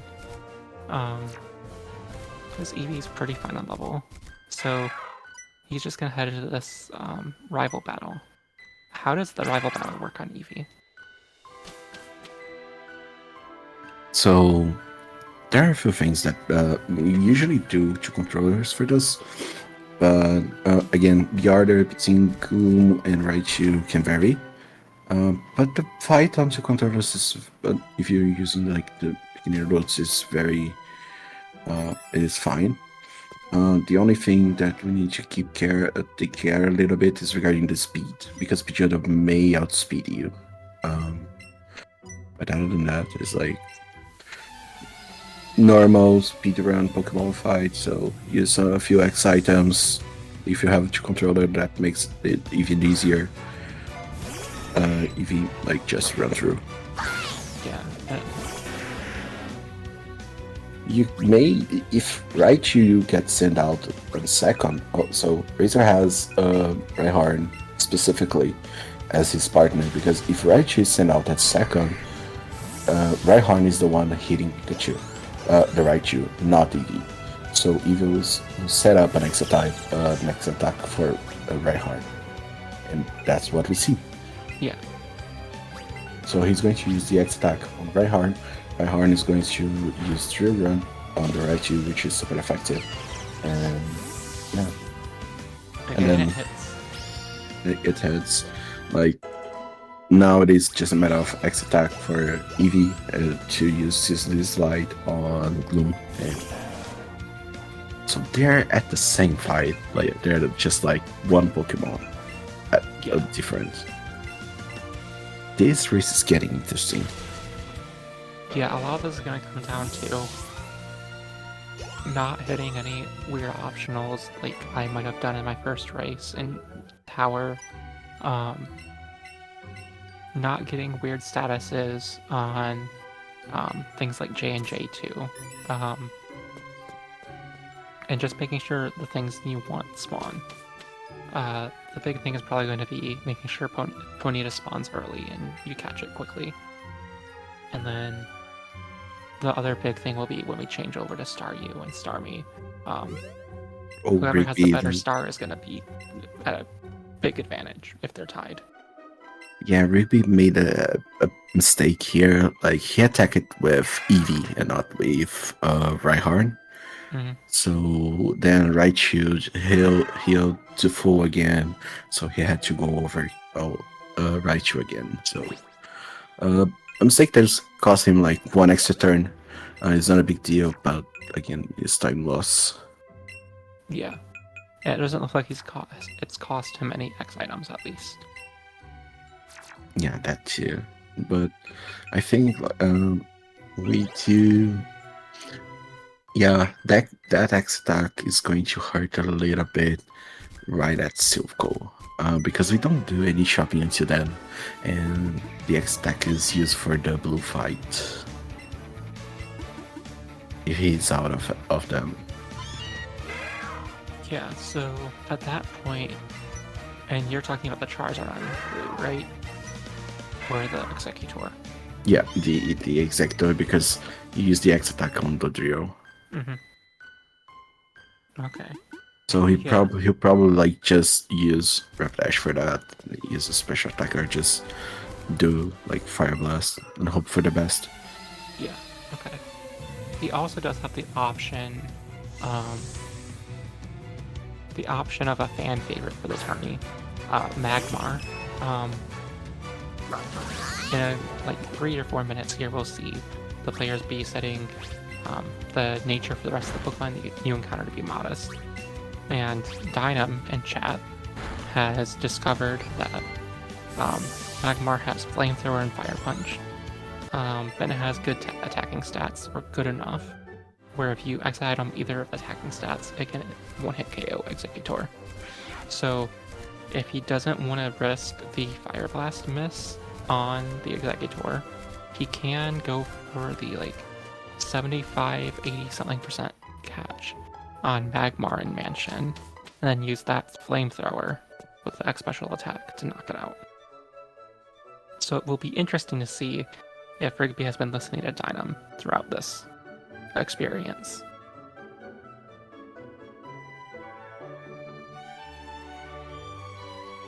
Yeah. For Razor's fight on the Clefairy, he just flinched and so nothing happened. But if you don't get the flinch on Clefairy, Clefairy is going to go for Metronome and it's going to choose any random attack in the Pokemon game. So it can vary since from a Tail Whip, which is not going to do anything, until like Self-Destruct. That's going to cause you a lot of damage. Yeah, and it looks like Rigby also got the flinch, maybe? Yeah, he got the flinch as well. So Okay. good job, EVs. Like, you just flinched any possibility of Metronome hitting you. Yeah, and you see Rigby going above that trainer on that route. If you are fast enough, you'll always be looking down and turning to the right as you're passing him. So you can always just sort of go above him if you're fast enough through the route. You saw Razor sort of wait a second to go underneath him, and that's just a small movement thing you can do. But we just saw Razor set Modest, so that's good. Did Razor pick up Blitzy Glow? Yes, I think it did. Yeah. Like, Blitzy Glow is super important. So Blitzy Glow, it's a psychic move that oh, Rigby just saw a Jigglypuff. Yep. So Razor didn't see one, so he wasn't able to look at it. So Glitzy Glow, yeah. Glitzy Glow is a psychic move, which is powerful. It also sets up light screen for you, which is helpful against special attacks. So very good move. Increases even more the coverage that it already has, and is super good on this part as well, because there are a lot of a lot of poison Pokemon, which Psychic is super effective against.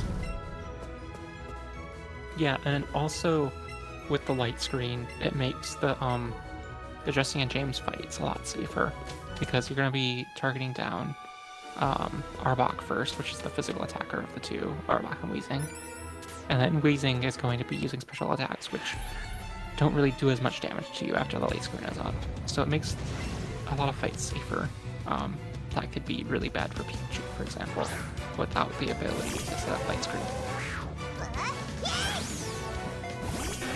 So Razor is going for 2 controller on this fight. I don't think there is a 2 controller strat for this.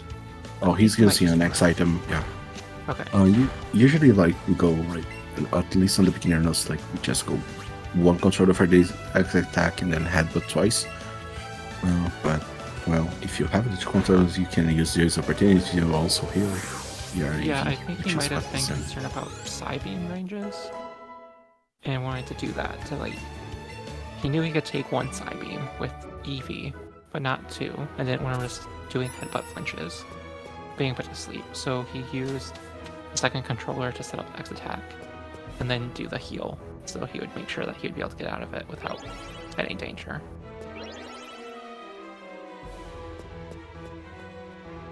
And we see Rigby on the Raticate fight now, which I think is just Buzzy Buzz headbutt. Yeah. Basically, because again, Buzz is going to paralyze Raticate. Oh, did he? Hyper Fang got the 10% flinch. Oh, God. So he's gonna have to heal now.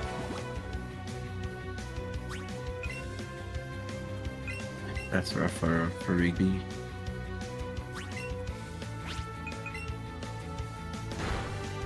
And then Razor's on one of the fights that I would imagine you might use Nidoking for, and he doesn't have Nidoking out, so I don't think he's gonna be using Nidoking.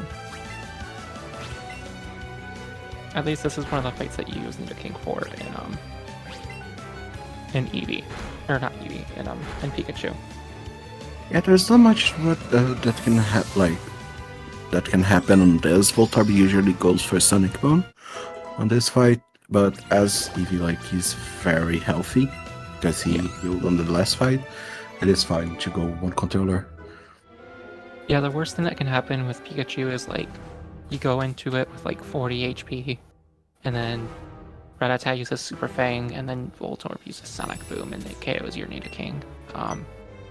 You just have to make sure you're at 50 HP or better, and you're fine.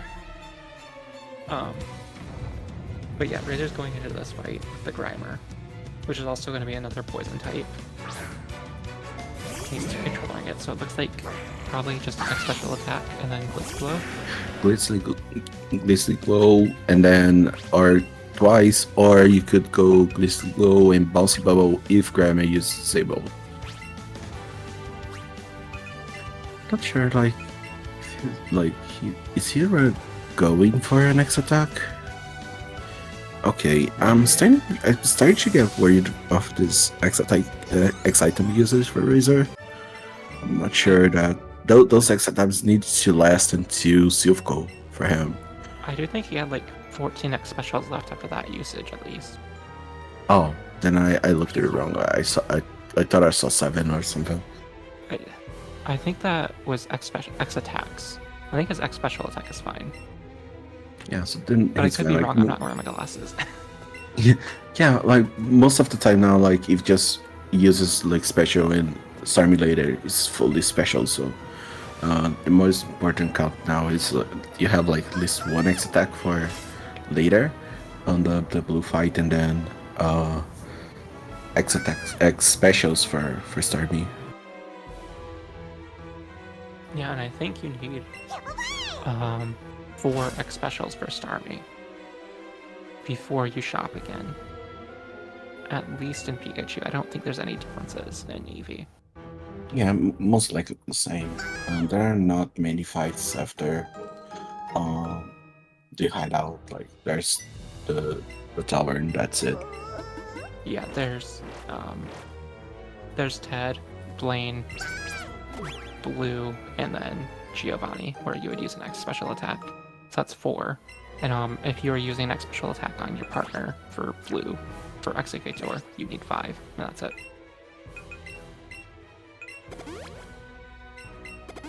But okay, we get to see what Razor's sort of thinking for the next J&J fight, and it looks like he's going to go in with Eevee and Rhyhorn, which is something that I think Etiquette's been talking about. I don't know who's originated this idea, but it seems like you just sort of go for Glitzy Glow turn 1 and then set up with Rhyhorn or something. I'm not sure about this other strategy, like the one that I know is like you do Buzz on Arbok, so you're faster than it, with a special attack on Eevee, and then if you go Arbok in reason, but then like using special attacks on it. I don't think Rhyhorn attacks on this. So using Rhyhorn or any other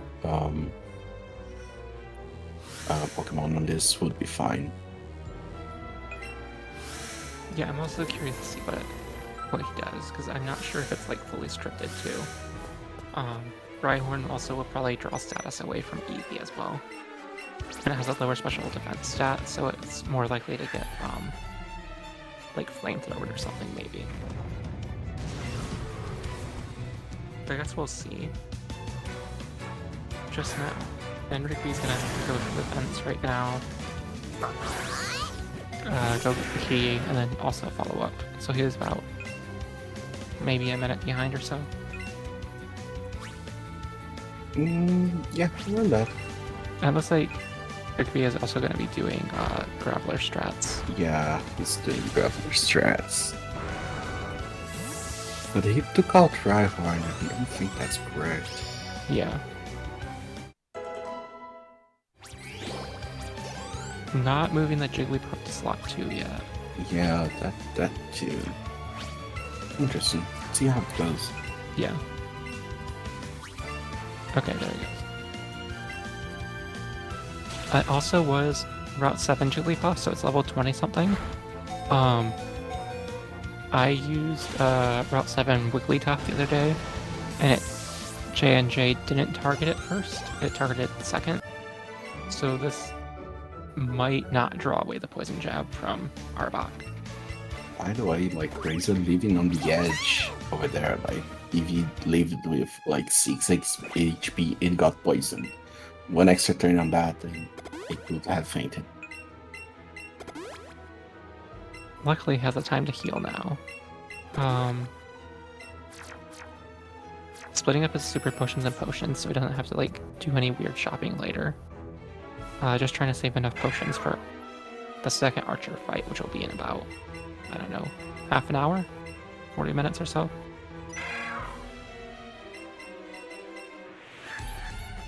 Yes, living on the razor's edge. Yeah, Razor's Edge, you know. It was intended. That's his name. But yeah, you're going to Archer 1. Is it anything special, or is it just like attack special attack lets you glow twice? Yeah, special attack. Glitzy glow twice on Wheezing, because it looks like it is not a one hit. And then go back, Buzzy Buzz, Rock Slide. It does look like he taught,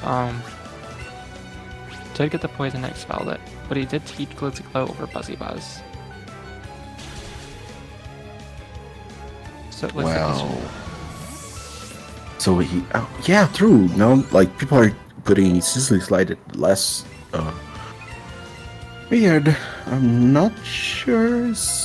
Like, he could have Buzzy Buzz for the Eradicate fights, and he could have some use here. Well, I think what the idea is behind keeping Sizzling Slide is Giovanni has the Persian, right? You headbutt, or not headbutt, you Sizzling Slide the Persian to burn it, and then you can headbutt it to death. And that way, it's not doing as much damage, and you have less chance of fainting there. I also think that's more popular with Double Edge as well. Yeah. Which he doesn't have. There are probably like some other notes that this fight's a little bit different. Okay, Rigby also expelling the poison on J&J for his EV.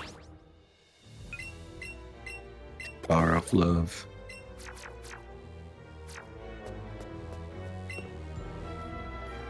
And then Razor not healing the Rhyhorn, but I don't think that matters.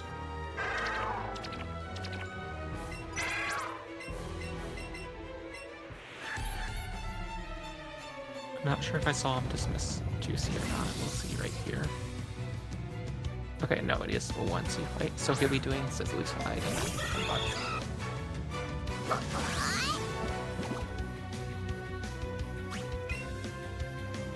And then Rigby is just setting up for the Wheezing. Or no, okay, still in J&J. And has just finished it. So he's a fight and a half behind right now, but is one Pokemon ahead. Yeah, this kind of like, I don't remember exactly where did Rigby like went behind a little bit. I know he got a Jigglypuff, but other than that, like they seem like very close at the end of maybe the tower. Now they're like 1 fight and a half apart. Yeah, I think a lot of that was just like a little bit of indecisive menuing, figuring out like what strat he wanted to do when Jesse and James, whether or not he wanted to bring in the Jigglypuff or the Rhyhorn. That would certainly make up that amount of time. It also could just be like slightly slower menuing in general. But that's not going to like be the end of the run. We do see Razor picking up a Max Revive here in the back corner of Giovanni's office. That'll be helpful if he gets knocked out in Elite 4 or something later. Safety for Architude as well, right? What if Electrode like decides to Thunderbolt, right? You never know. Yeah. And it looks like Razor is getting the 5 stack of Ultra Balls. So he has 10 now. In fact, the other Pokeball that everyone saw, those are Mighty Candies. Not that I picked it up like thought it was the Ultra Balls yesterday. I've never done that either. I've definitely not ever done that, and I messed up my candy menu. Not last month or anything. Okay. So nowadays I like getting the Sky Dash technique. So it's going to allow us to fly to any city that we already visit. So that allows for fast traveling between cities. And he's not luring. Some people like to lure before they go back into tower to get a ghastly. It's contentious. It's sort of like superstitious at this point. It's not really certain if it helps or not. Just the way the floors are laid out with all the stones, there's a lot of spots where Pokemon can't spawn. So you might just say, well, I just need to get lucky on where the Pokemon are trying to spawn, and lures don't really matter. Well, if he lures, the Pokemon will be higher level, right? So Yes. an unlured Ghastly does evolve in like one level as well? Yeah. There's also the thing of, well, he's picking up an X attack here. Yeah, probably to fix the one that he used it extra earlier. Yeah, it'll be interesting to know if Rigby goes for that, because I think he also used an extra X special attack. Oh, Rigby just did like boom strats. Nice. And that's like Graveler survived at 3 HP. It was like a Mocas moment. But... yeah, it takes. Okay, Razor just getting past that spinner. As we were discussing before, the mount skips. These trainers have very narrow vision, so you can sort of like hug the gravestones and you're fine. But it is scary. Razor also seeing a Ghastly before he goes into this fight. But yeah, Rigby's just finishing up Giovanni now. So I guess like with Razor spawn, we confirmed, right? Non-lure spawns more, right? Yeah, there's a couple things with it. It's like it feels like you don't need the lure to get something in tower. It's gonna be lower level, so it's easier to evolve slightly. But there is some level where Ghastly will level up and learn a move if it's not lured. And I don't remember what that is. But I think it just needs to hit like...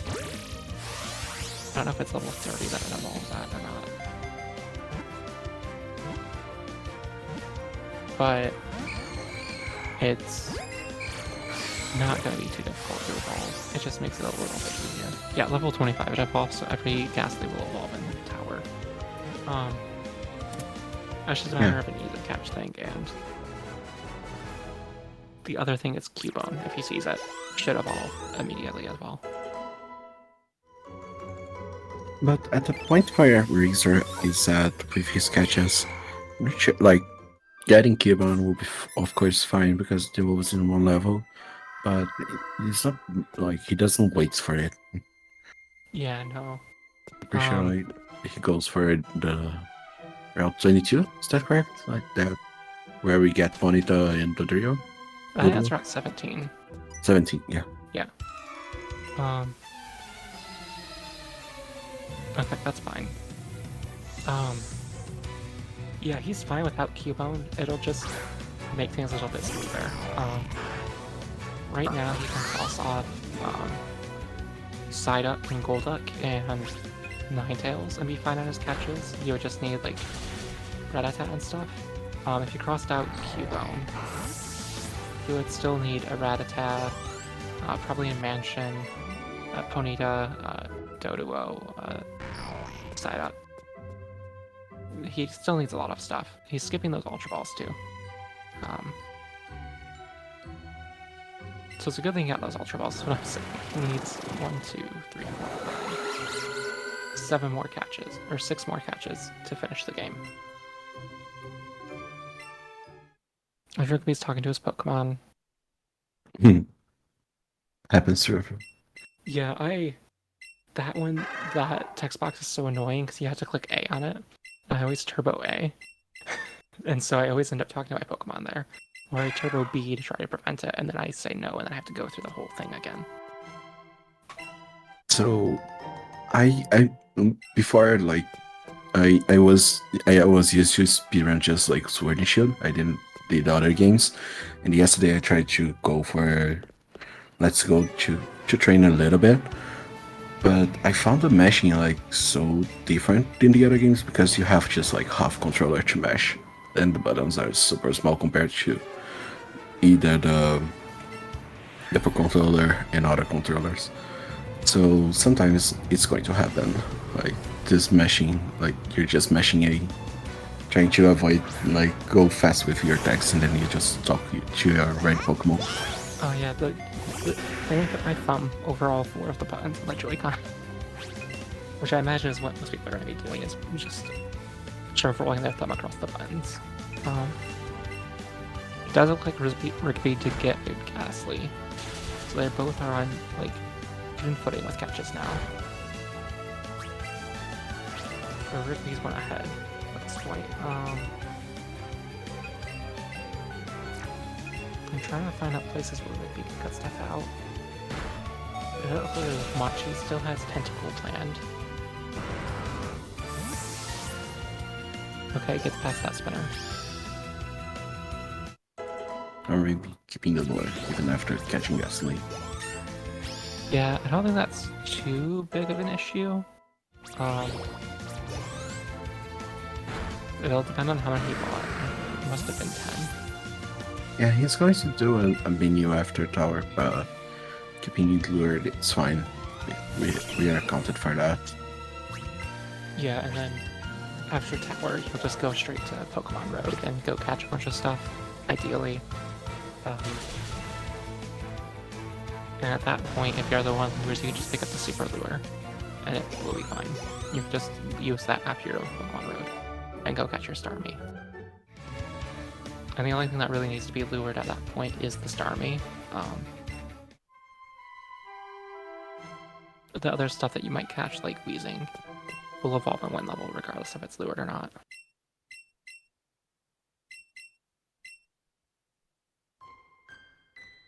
And for the next route, you really want to be lured. Otherwise, your opponent comes at level 34, I think, instead of 39, and evolving just with 1 rare candy. Yeah, isn't Ponyta one of those that evolves at 40? Sorry? Ponyta evolves at 40, right? Yeah, Yeah, so you catch it like right at the level 39. it's about to evolve. Yeah, if you are lured. If you are not lured, then it is at 34. That's a big issue for Eevee, because all you have is Rhyhorn at that point for a Ride Pokemon, which is going to be slower. I don't know if I haven't met her yet, but I imagine it's like half the speed of Rapidash, or 3/4 of the speed of Rapidash. Yeah, If it's that. definitely it's lower. You don't want, you really want Ponyta in the end game for sure. And it's not a hard catch, like, but if you forgot to lure, then it is hard. And also, you want Rapidash for certain fights too. Like Rival 5, you will want Rapidash there to help like manipulate what Pokemon come out next. Okay, Razor's seeing 2 Doduo in the grass patch on Route 16 there behind Snorlax. I'm curious if he's gonna go for it or not. He has marked it as caught, so He's I'm probably guessing going that for he's it, going yeah. for it.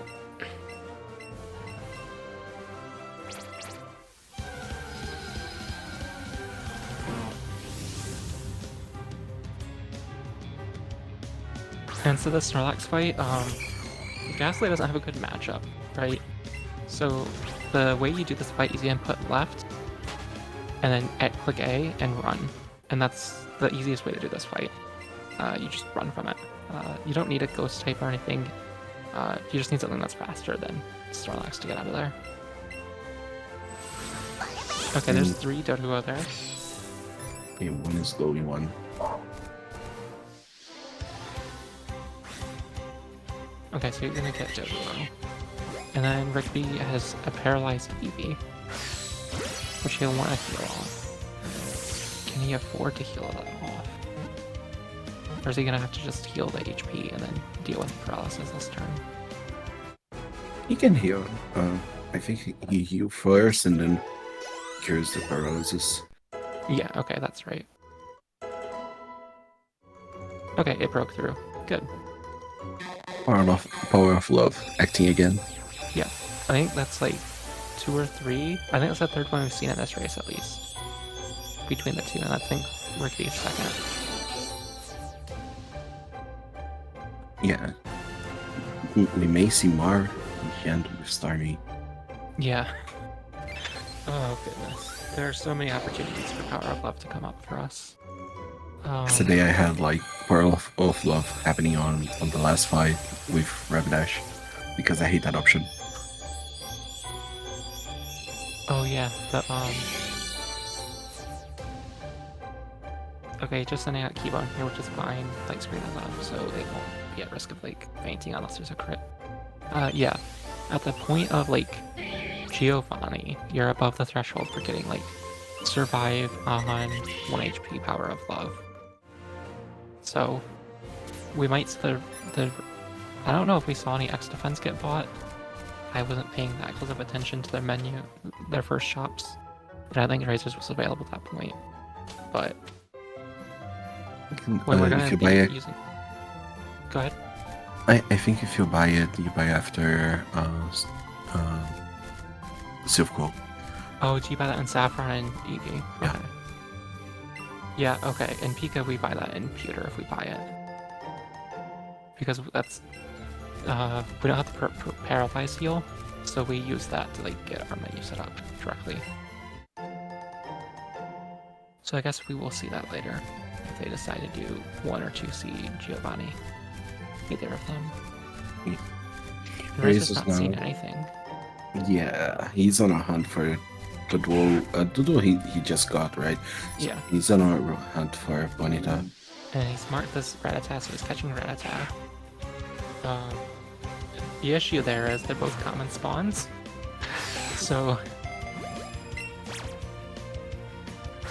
he's gonna have a hard time finding Bonita maybe, because of the catch chain that he set up. It looks like he still needs Psyduck as well. He doesn't get Psyduck. Well, if he doesn't get Rapidash, that's an issue. But if he doesn't get Psyduck, then I'm not sure what he would opt into at that point. That would probably bring in Tentacle as a catch. Which I don't want to do. I don't think Razor wants to do. Doing a 1 controller water catch. That moves around a lot. Yeah, he needs to Pokemon lose if he doesn't get like Psyduck, right? So Yeah. Or he goes for Tangler Magmar, or he needs to go for Tentacle. I will say if you're at the point where you utter the phrase Tangela fixes everything, you might have wanted to keep that fossil. And he's seeing a lot of their duo that spawned before that last catch. He got the Psyduck, that's good. And then we'll see if Rigby does the bolt fight on Snorlax. Between that left and then A input. I don't know like if anyone got that on Rigby's side, but he talked to the Poliwrath for Panips as well. So both players did like something.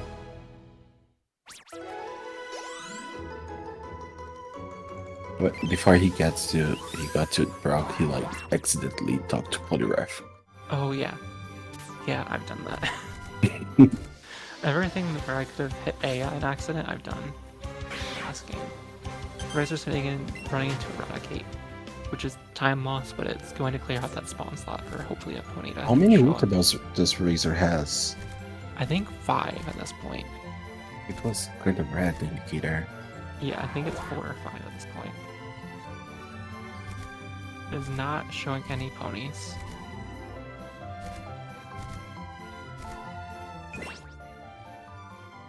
And he's trying to remain mostly still.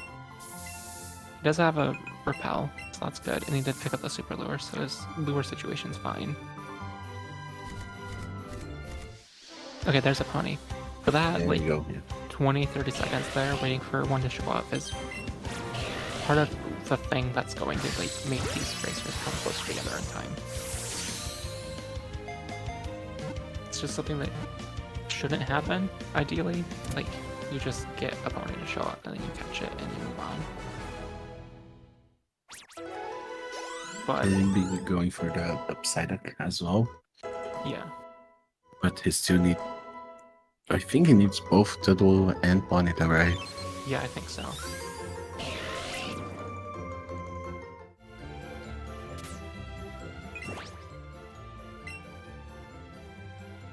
I think that's it for catches for Razor. And all he needs now is Staryu and Coughing in Mansion. So there, he's successfully avoided the need for Tentacool, which is probably a weight off his shoulders. At this point now, it's just evolving, going to the water route, and crossing your fingers that a Staryu spawns. It doesn't spawn in a weird spot behind a spinner or something. Yeah, and after mention, it is basically what we think as like the variance between the runs, like even with Pika, like kind of reduce, because at that point you don't need more catches, you just want to evolve things, do your fights, and plot through the story. Also, Yeah. Rigby saw a Chansey, but he already got one on Moon, so Yeah, this is one of the chances that's like not very good, unfortunately. Unless you have a lot of stuff in your party that you want to evolve that's like a few levels away. yeah, Even if it didn't have a chancey, it's not worth going for generally. yeah, I spent like 6 Ultra Balls on it yesterday, and I had to call both Starmie and Tentacool with Great Balls. It was Yeah. not a fun experience. Then you don't even get the experience on Starmie. Like, we might see Razor go for a Mansion Chansey. I doubt it, but maybe he feels like he wants to do it today. We'll see. But the main thing here is Razor's going through a cutscene and we're going through animations. The next big thing that's going to happen here is Staryu spawns. After Rigby gets his pony, of course.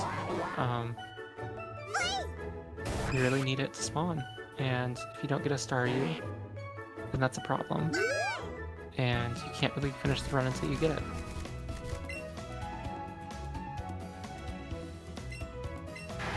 There goes the Chansey.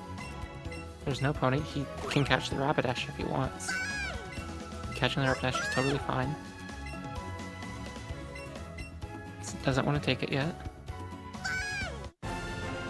Does it mess its catch count if it goes for the Rapidash instead of? It will, but you can catch Magmar instead of Ponyta, and that's fine. Okay, normal Raz. This is going to be a difficult catch with Pokeball on the second controller. Dash, please stay quiet. Misses the excellent. Just get lucky. Okay, there we go. That's good. See? Yeah.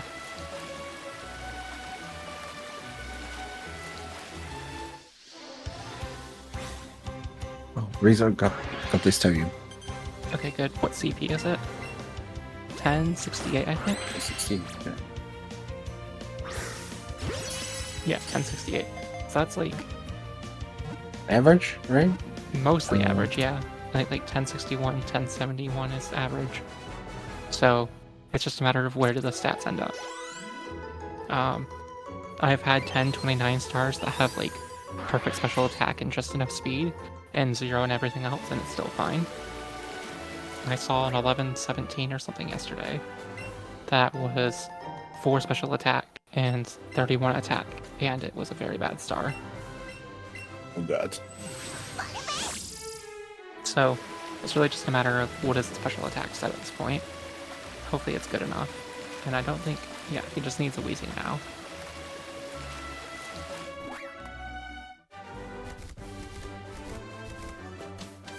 It's just gonna go straight into Mansion.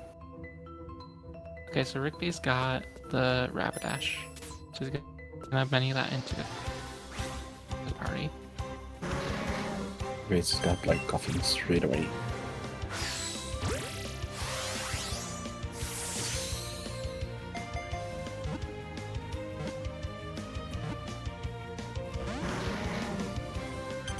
And then Rigby's gonna want to mark that ride.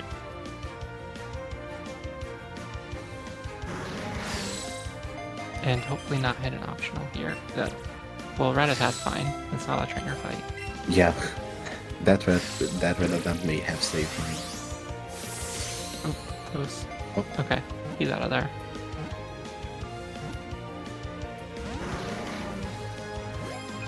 And then looks like Razor is on Grace. Double Pokeball now. On Coughing. No. At least it'll stay here for a second. This isn't the worst catch, despite it being level 40 something. So what if, like, he decides to go for the fossil? The fossil also like becomes unevolved, right? And evolves in how many levels? 1? Yeah, it's 1. The normal level evolves. Yeah, the normal level that it evolves at is 40, and you get it at 44, so it instantly evolves. But he got the Coughing, so it doesn't need to do that.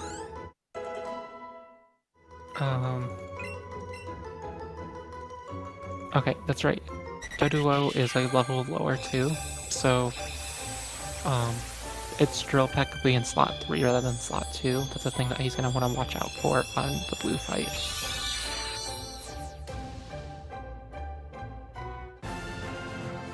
And so Rigby is getting C-Skim now. A few catches behind now. Just because he's further back on the story at this point. Looks like he's planning to do Firestone, but currently has Big 2 planned. So he can cut out Tentacle if he wants, and he'll be fine. Because right now he has Tentacle planned, and I don't think he wants to make that catch. He doesn't have to.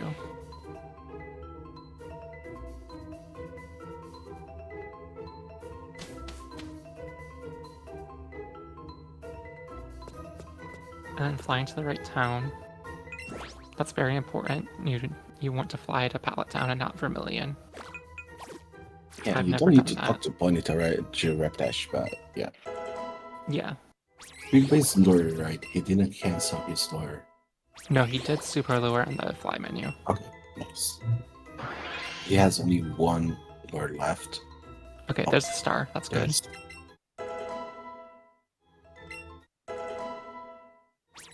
1078. So these are both from first appearances, serviceable stars. Now just motion controls. Okay, good motion controls. This should be in. There we go. Good star catch. Beautiful. Chat, give him a round of applause.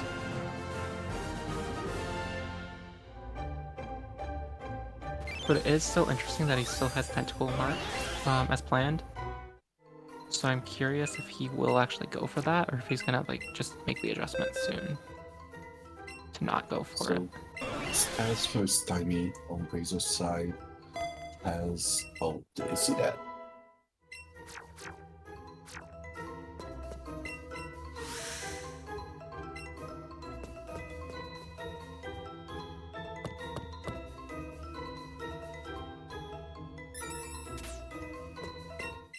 Okay, we're seeing Rigby stars. Okay, 83 attack at 45, or 44, that's good. That'll be enough. Okay, Razor's has great special attack. Rigby has good speed and like middle to good special attack from what I'm seeing.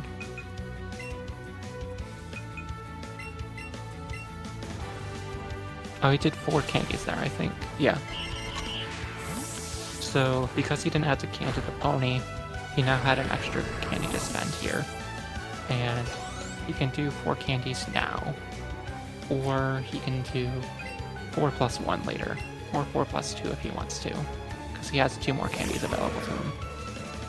I don't think he'll do that, but we could see him pick up Flapper's candy and candy a 5th time. After Sabrina, which would give his star a little bit of an extra boost. At the cost of like 10 seconds, I don't know. But here So we have... there's another candy I'll mention, right? Yeah. Right after the bads. I don't see people picking that one that often. Yeah, at least in Pika, you generally don't need to candy Ponyta.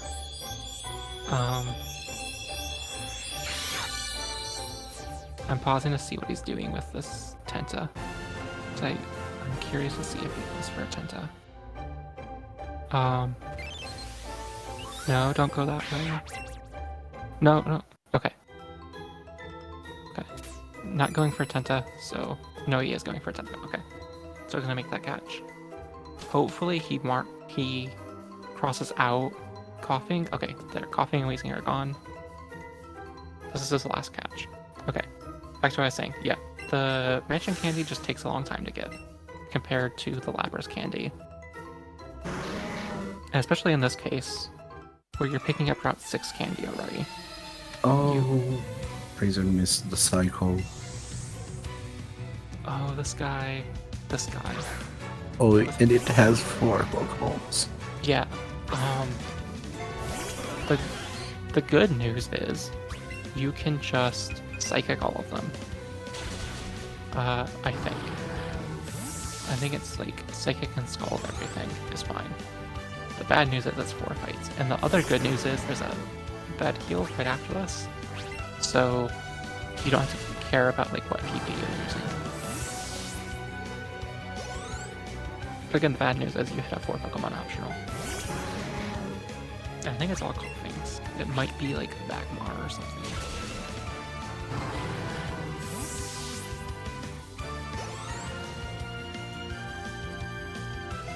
Alright, in the meantime, Rigby is catching up.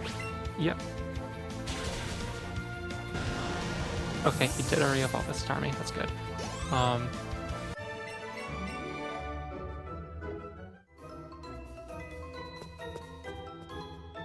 Yeah, okay, so Razor's gonna go through this, take this next rotator pass slowly, and then go take the bed heal for the Psychic PP, and flip the switch, and then get out of here. Whereas Rigby is just doing 10 now. Thunderbolt KOs the Doduo.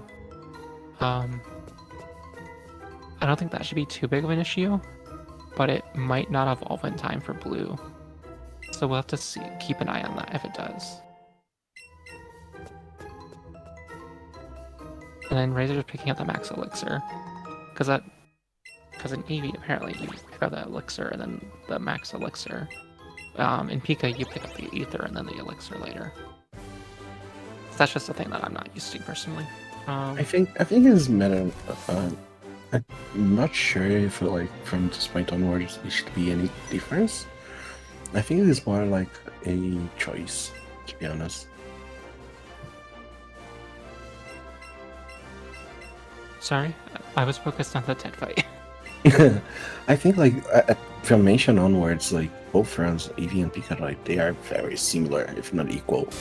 Like Yeah, there's just small differences. So the Max Elixir for the between other than the Elixir is more like a preference. Yeah, and then the rival starter, also Jolteon versus Jolteon and Pikachu, and then Raichu and Eevee. It just means Eevee can have a couple faster fights. You don't need +6 to KO Raichu, whereas you need +6 generally to KO Jolteon. And Eevee can outspeed Raichu on Rival 5 and not need to set up next speed and do a one controller fight there. Whereas there's another Chansey for Rigby. Yeah, Rigby got Chansey like basically everywhere he could, right? Yeah. Just gonna take a second to go look at it. Thank you. Then yeah, Eevee can just do the one controller fight on Rival 5, which saves a bit of time as well. So that's the main difference from here on out. But I'm not sure we'll even see that difference come into play. Also worth it to note that Razor did navigate the gym puzzle correctly. So he's fighting Blaine now and does not burn. So the rest of it's just clicking A. And now Rigby gets to get his skills tested and like, does he know the quiz? Does he know what playing asking? Yeah, yesterday I thought the Bustoni was actually a move. It wasn't. Yeah. So Razor is basically blowing through it. He got confused at the start of the fight, but now after he used the Peter Crunchies, feels fine. Yeah. I do think he had to use the Shadow Sable earlier too. So he might be missing some full heal until he does shopping. So we might actually see him pick up full heals in the Saffron shop as well.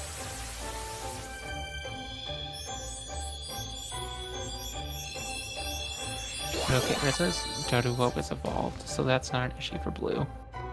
The only thing Rizzo has left to evolve is Coughing, and then the 2 gift Pokemon. And Rigby will still need to use that Fire Stone he just picked up in Mansion, and then evolve Golduck, Doduo, and Tentacool. And then he is done on catches with the 2 gift Pokemon. And we'll see if Rigby gets Confuse Raid. Yes, so he'll have to heal that. Also using the Peter Countries. No burn. That's good.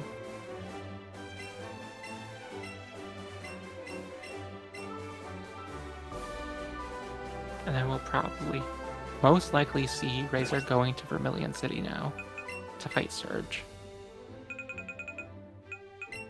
Yeah, so if anyone noticed, like we are doing like gyms very out of order. Let's Go allows you to just after you beat Misty, you can go basically whatever you want to. So as the 3rd gym, which is Surge, it is electric.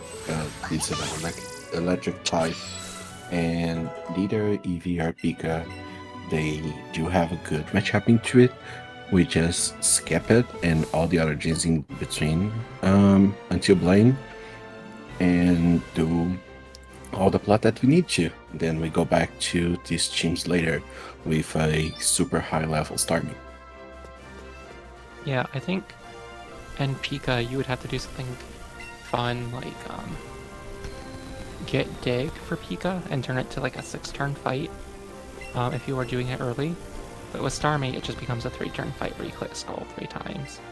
And there's a cutscene after the end of the gym if you do it in order, where if you do it after Blaine, that cutscene's not there anymore. So you get to just sort of like fly away rather than take another 15 seconds detour. Yeah, another option is also go to Diglett Tunnel, catch a Diglett, and hope for the best. But again, those options are slower than what we is lower than just clicking Skull 3 times. Yeah.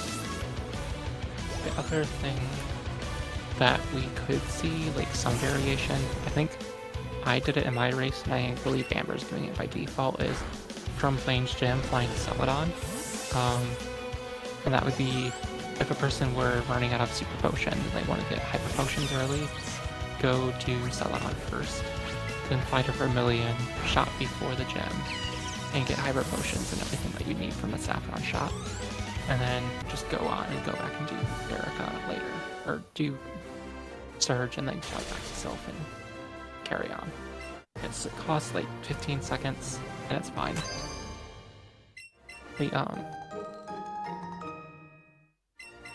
The difference here right now is probably like 70 seconds between the 2.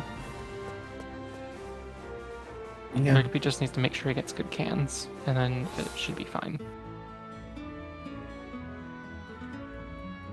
Remember all the manips, like talking to your right Pokemon and whatever. So this is time right to manipulate the cans.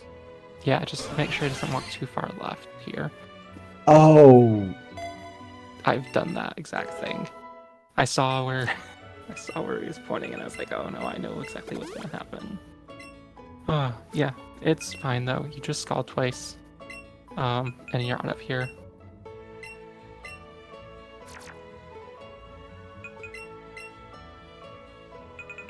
The unfortunate part about this is this is gonna be like 45 seconds or so.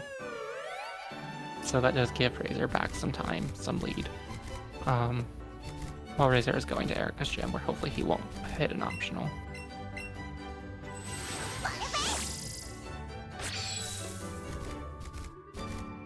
Look, I didn't curse him. I saw it happening and I mentioned it, and it happened. But I didn't say the curse.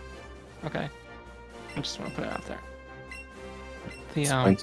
It's still like anyone's game. There is Archie still, so yeah, the main like points of variance at this point are Archer 2, Koga's gym, and Caroline, and then the last two fights to Elite Four, which can always just crit you and KO. So at this point, it's sort of like anyone can win. If you're either racer, you're sort of just like hoping that you get the good luck and your opponent doesn't get as good luck, and that will let you keep up or get a bigger lead.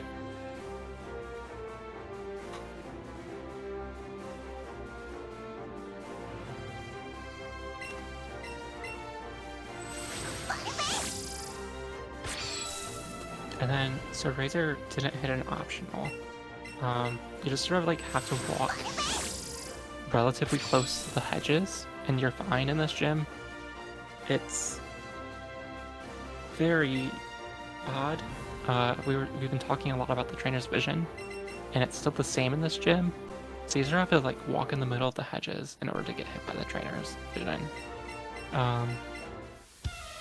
It looks like we are freezing on Razor's stream on here. There we go. But Rigby's headed out now, and he's gonna teach Thunderbolt probably, and then head over to Erica's gym as well.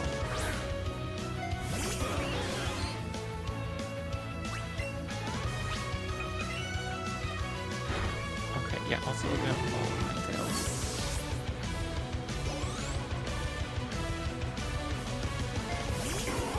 yeah, this is like another place where we usually do menus for EV.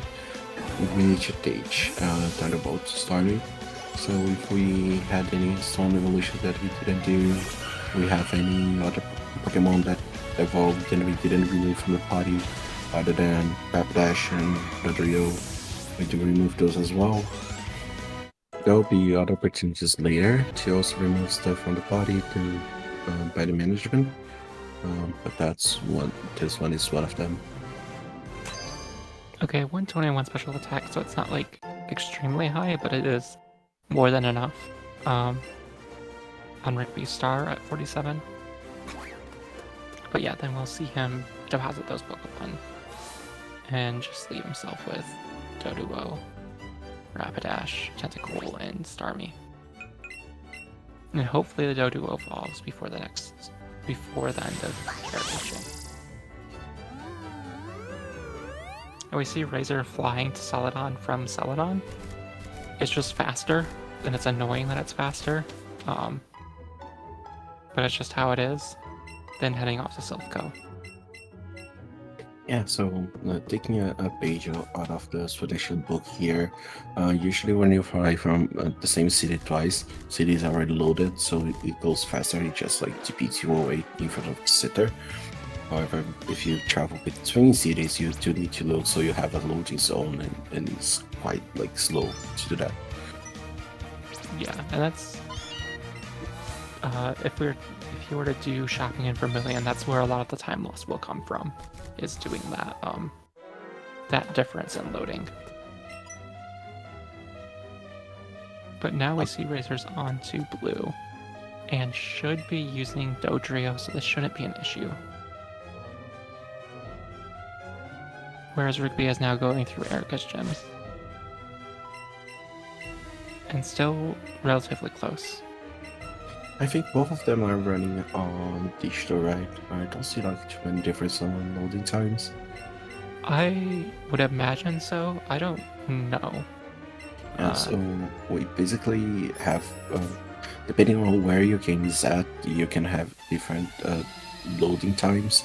So the slowest one, if you have your game on a cartridge, then a little bit faster, but not that much, is if you have the game on your SD card, which I did have yesterday, and loading times are quite annoying. But if you have your game on the memory for the Switch, loading times are super fast. So it is optimal to go for the to put your game to have your game digital on a digital version on the Switch memory, not the SD card. I know that for the card, if you had a cartridge, does make a little bit. I think it's like 30 seconds or more difference. Yeah, and we did see Razor hit 130 special attack there. I think 131 at 47. So that's 8 more points than Rigby has at 47. Very good special attack. But yeah, physical will probably cost you like anywhere between 30 seconds and like a minute and a half. Over the course of the entire run. So having it digital and installed on internal memory, if you have it downloaded and it's digital and it's on SD card, just make sure that it's on internal memory. Go to your Switch settings, get that set up, because it's free time save if you want it.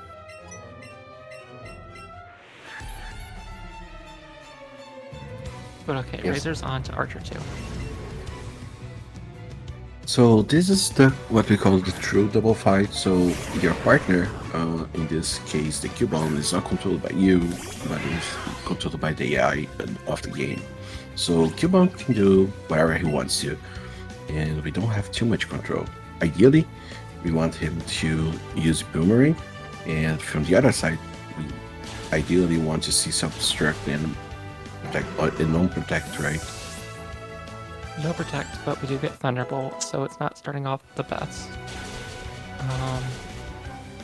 What this means is we do see Boomerang going off an Electrode, so Cubone can knock it out this turn, but Razor's gonna have to heal. And we'll see this taking so long. Okay, this is good. Electrode booms and puts Redicate into Boomerang range.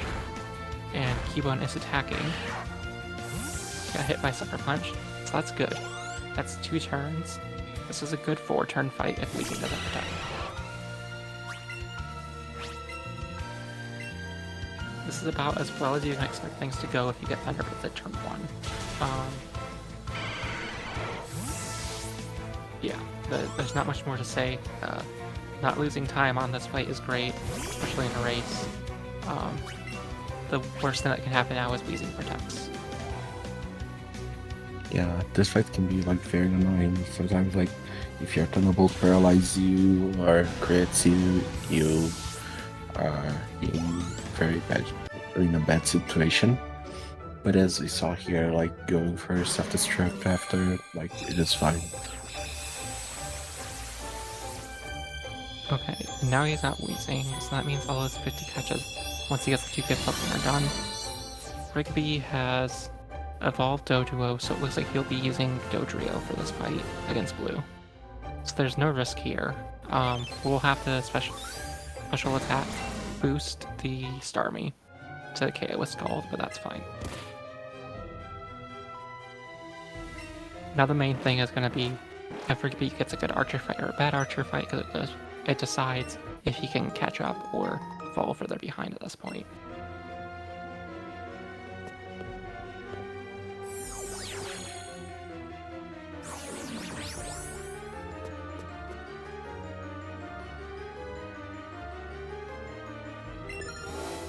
Okay, yeah, so Dodrio's out there. Okay, Razor's just waiting for that spinner. That's good. X attack, drill pack, that's good. Razor runs into Trace, who is flanked by Archer, and there's a whole thing, and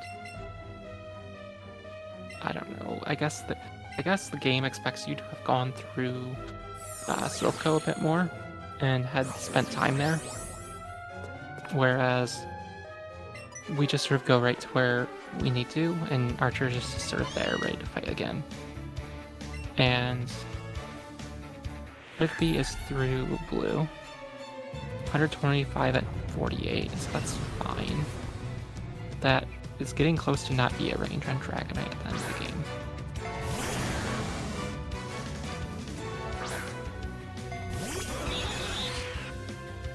And this is one of the fights where not having those full heals is going to be important. You don't want to get Thunderbolt paralyzed by weaving on your Starmie at this point. You don't have anything to heal it until after you've done shopping.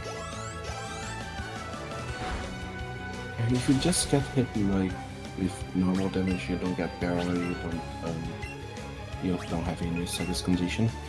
That's fine. You can, for example, do the resist like use this second turn to heal Starmie and to chip on it like as soon. Yes, that didn't end up badly for him, so that's good. Alright, Rigby's on Artichoke, so let's see how it goes. And Razor's just gonna finish off Giovanni too. It's just X special attack then scald 3 times. Did get the turn 1 boom for Rigby. But the Muck rejected. Project. I think this case is like same 5 turns. Oh like, no! But he needs to. He's focused on the get to do work. This has potential to turn ugly.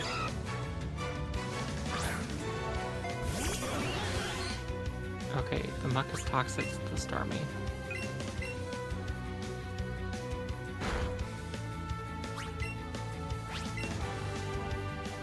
Interesting. Not sure what's going to happen here. think Rigby should be killing that Muck. Not sure. Yeah, that Muck should have gone down a while ago. I think it also just used Screech, if I read that correctly. Ibon was nice and took care of her. Yeah. Hopefully that wasn't a Screech that I just saw.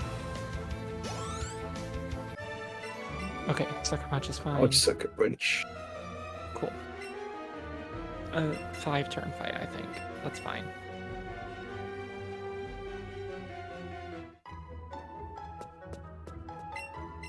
Okay. This is good. Both of them are in fine positions at this point. Razor just needs to go get the 2 gift Pokemon, maybe a rare candy, and then go shop and go to Sabrina. Rigby just has to do 2 more fights in here, then follow along. Razor got the must have offered good luck, right? Yeah, you actually use it to catch Mewtwo to go through the Elite Four. The stars are fine. Razor has like really high special attack. I think it's at 131 at 47 already. Rigby's is okay special attack, but it's not like going to miss any ranges. They both are relatively fast and shouldn't be held down by that at all. The main thing the main like highlights of the race so far have been a couple optionals that have been hit, I think 3 in total, and just waiting around for lots of catches. And Rigby like used the save files. Yeah, Rigby has been using sort of the newer beginner notes.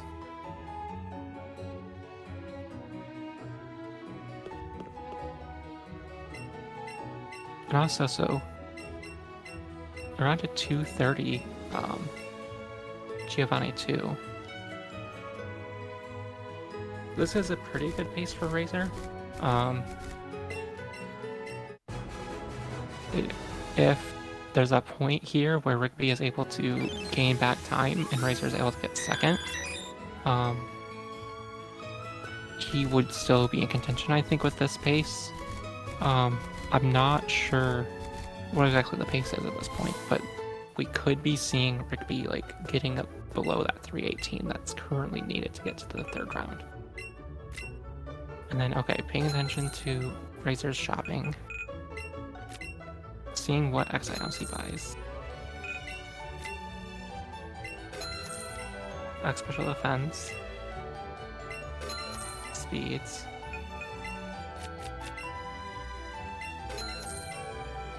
Special attacks. And a defense. Okay, so he's gonna do one controller Giovanni.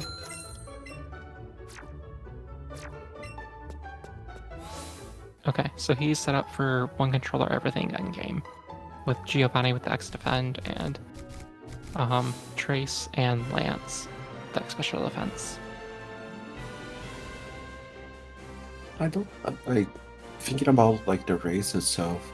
I don't think that the Razor needs to go for the one controller fights. At least not if it was need like an option or something. Fights from now on looks like very controlled. He has a good timing.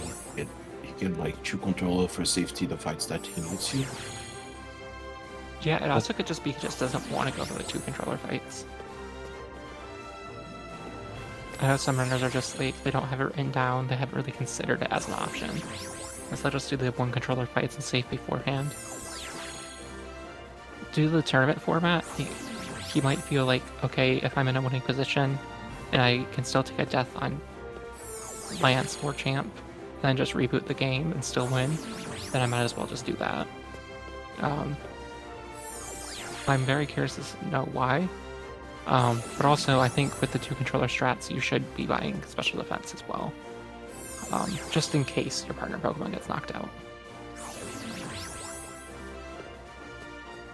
Like, on Champ, if you're going into controller and you have Rapidash and gets crit KO'd, the next step is generally set up an X special defense.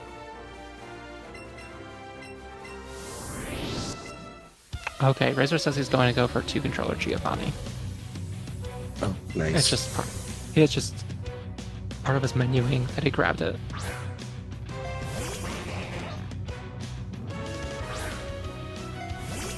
Yeah, like taking risks now, like for the format of the tournament, like if you win, like you're fine. I don't think that the winners have any threshold.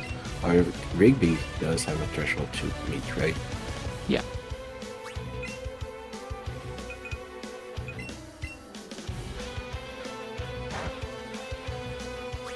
Yeah, it looks like he's just gonna get a standard turn 1 light screen fight on Sabrina.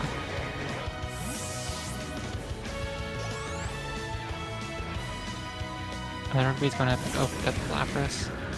I'm curious if he's gonna pick up the Lapras candy as well. Yep, will be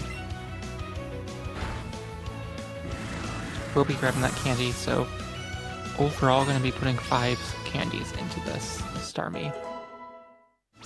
As Razor hits 48, he's at 134, he's gonna have no problem with Dragonite at all. There's still like 5 levels to go, and he's already at 15-16 range.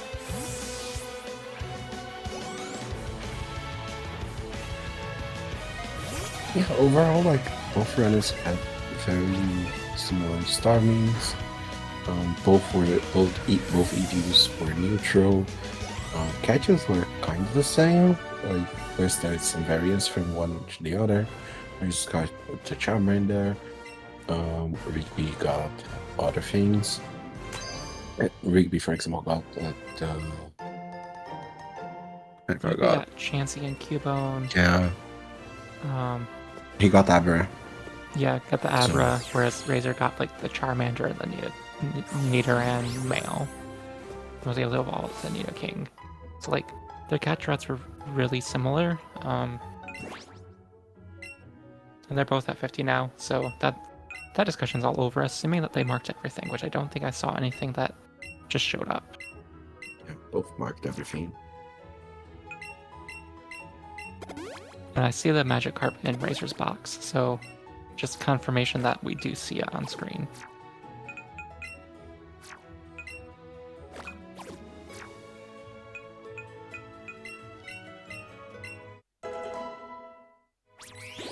And then seeing Razor go up to level 49. Okay, and I don't think I saw an X defend for Rigby. I could be wrong. Yeah, Rigby seems to be like following the beginner notes. Yeah. We don't buy like extra things on those.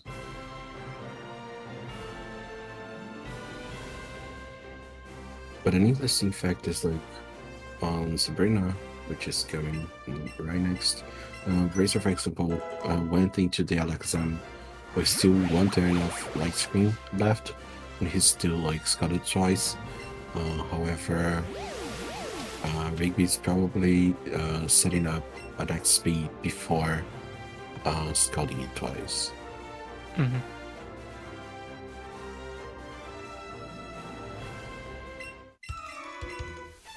And just I'm watching the teleporters now because this is one of the places where if you're nervous, you can hit it. You can hit an optional very, very easily. I've done it a lot already in my 1 month. But all those spinners are like on cycles instead of more so rotators.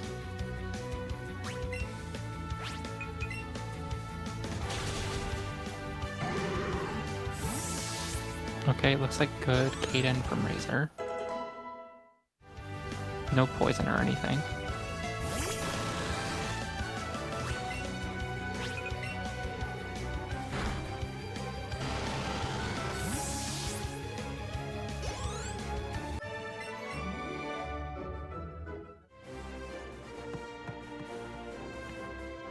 Let's see if if Rigby will be getting this this turn 1 light screen. If he doesn't get turn 1 light screen, then things can get interesting in the fight. Saving a few turns with light screen skip would be fun. Okay, there it is, light screen, so we'll just have the standard fight. And Razor's going into Koga. The special defense drop in Rigby sort of matters a bit. Means he'll have to heal. Yeah, he will definitely have to heal now.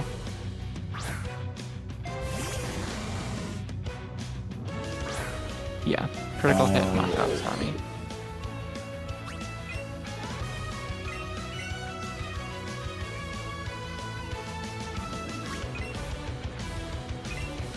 Yeah, it dropped twice, and then the third hit was a crit. Yeah, and mine is a 2-shot, like with skull twice, with skull Hydro Pump. Or he's skull twice or Hydro Pump it, so... Yeah, it was twice, Rigby. I'm sorry. It was unfortunate, like, the second one, you could have maybe lived, and then the crit, like, just sealed that knockout, unfortunately. Really annoying.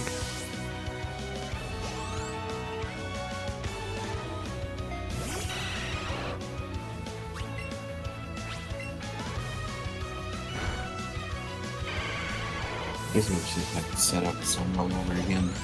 Yeah.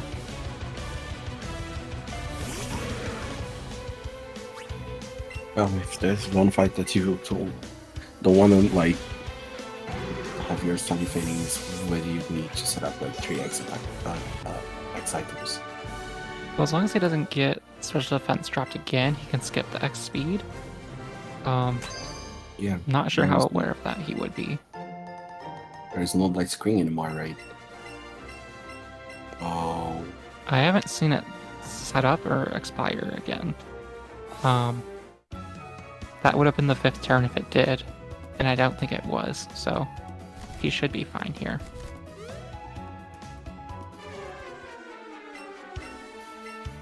Okay, yeah, that's fine. Yeah, it's Then finish out the fight.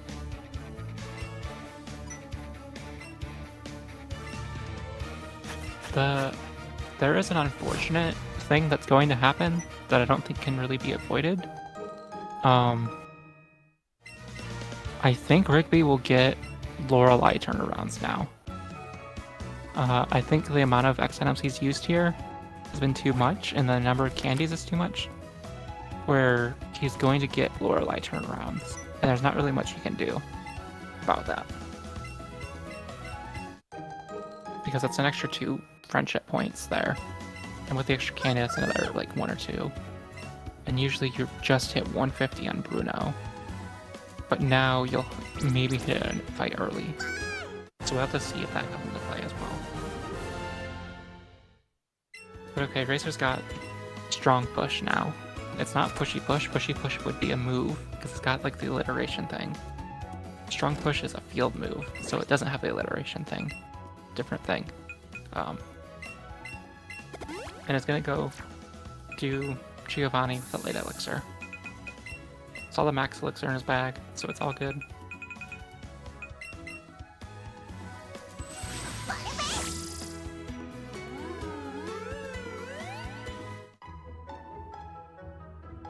Then we'll see Rigby box everything. Leave himself with just the 2 Pokemon. Yeah, the death does -1 friendship points, and then the 3 X items end up giving you +2 overall for the fight. So I think he'll hit 150 right before Lorelei. Yeah, so Starbase from Rigby's at 132 special attack, which is 1 above what you need to just scald everything, basically everything on Koga.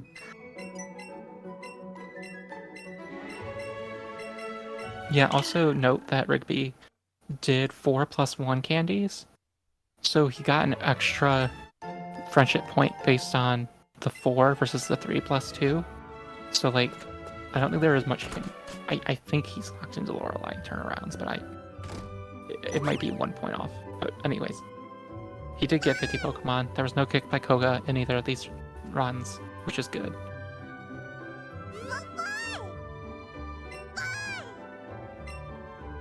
Razor shopped for X Defend on accident. Has special defenses, but you would get those anyways for 2 controller fights, just in case champion goes badly. So we'll likely be seeing a 2 controller Giovanni from Razor. We would probably be seeing Psychic Stomp on Samuel, and then 2 controller Giovanni. But Rigby's on Kaden now, so we'll see if this does any trolling. Nope, good turn 1. And no second protect, so that's good.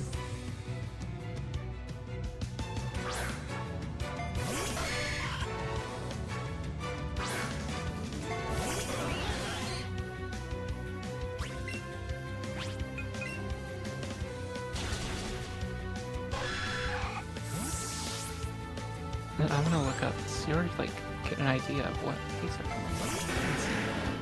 So I'm curious. Yeah, there was a base here. No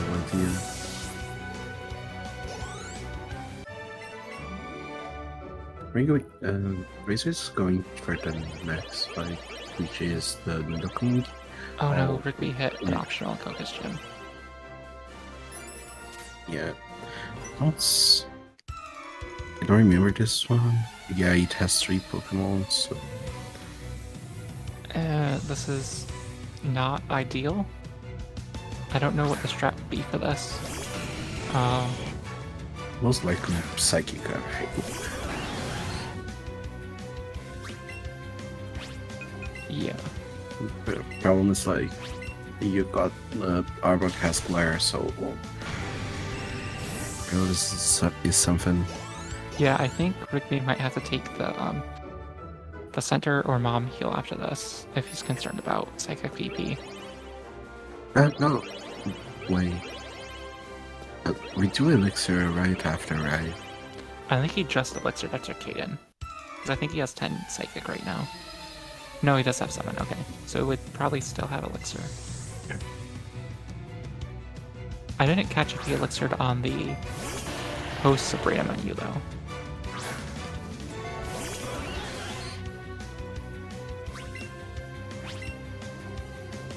But okay, Razor just threw Samuel. He's on the black belt now. That's easy. And it's then going to be on to Giovanni, which should be a simple 2 controller fight.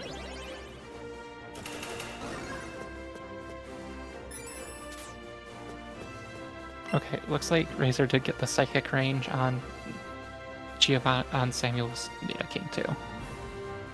So that's easy. Didn't have to.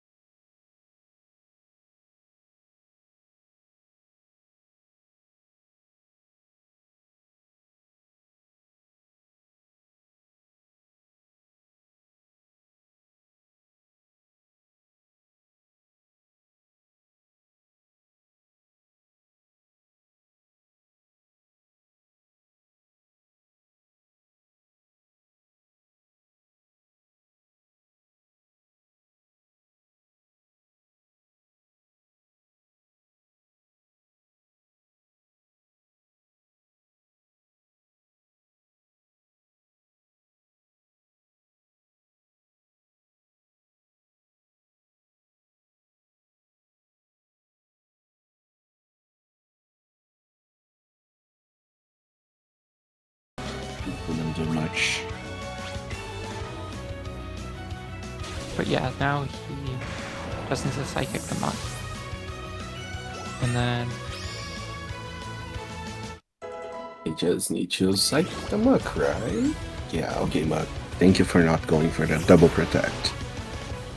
and now I think he has 3 psychics left, 3 or 4, which is enough to get through.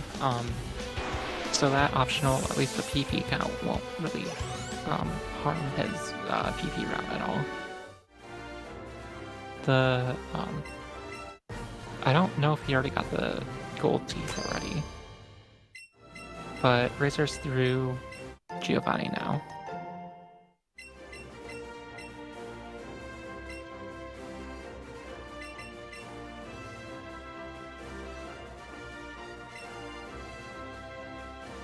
Which means now he's going to be setting up for Rival 5. I don't know if he has enough speed to do the one controller. So he's probably going to need to heal that Rapidash before that.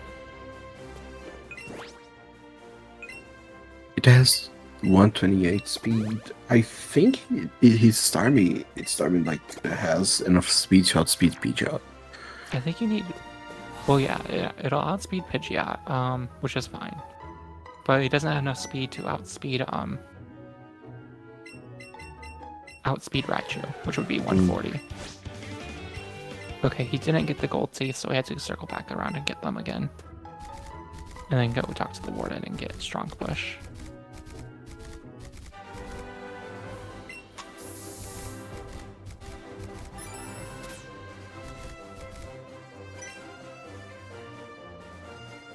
But okay, Razor's got 2 controllers for Rival 5, so it should be relatively simple. Just set up an X special attack, an X speed, and an X special attack, and you're fine.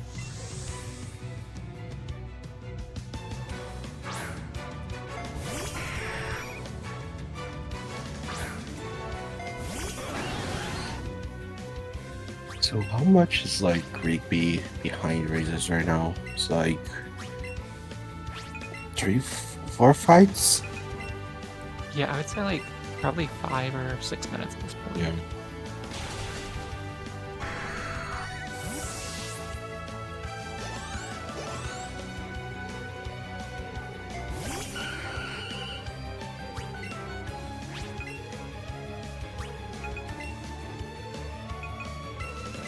Okay, did not use the elixir yet, so he's gonna use it now. And has the max elixir, so he's safe for the rest of the game on PP.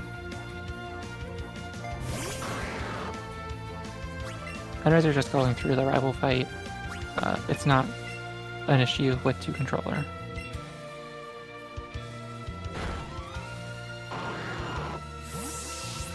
Yeah, with 2 controller, a lot of these like harder fights like turn into safe fights because you're at the same time that you're attacking, you're also setting up, you're healing, so you're saving time.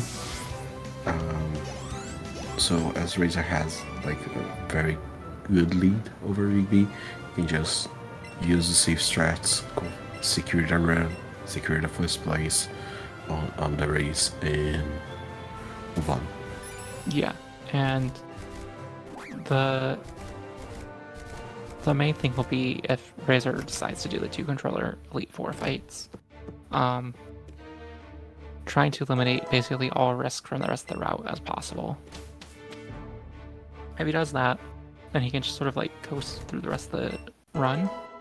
The main thing that is going to get in the way of like the main thing that's going to cause major time loss at this point is a bad Nelson and Caroline fights, or like a Dawson fight that like is a crit power whip death.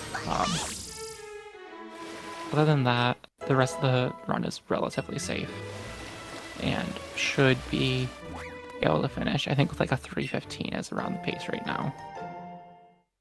Picking up golden raspberries, okay. I think that's the thing you do in AOP. Maybe. So Razor's going for the Moltres, right? To help on the I beat don't for. think so, because okay. The birds, they sort of like do a thing where they like burn away the berry effect, and it's very annoying. Oh, So, like, yeah, that's true. yeah, so like that wouldn't help. He does have the Master Ball though. Yeah. Yeah, AOP brain. Yeah. So I guess you do get those in the AOP run.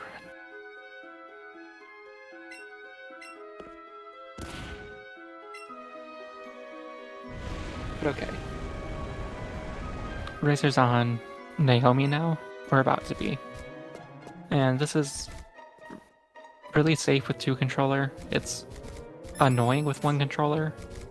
And it's going to be going for the 2-controller. You just Hydro Pump and X Special Attack, and it's fine. And if you miss, you Scald, and it's fine.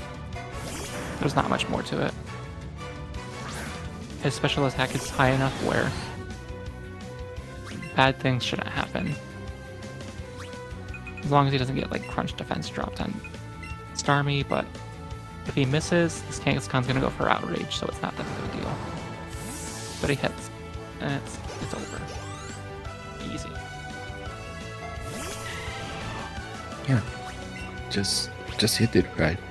Yeah, you just gotta hit your Hydro Pumps.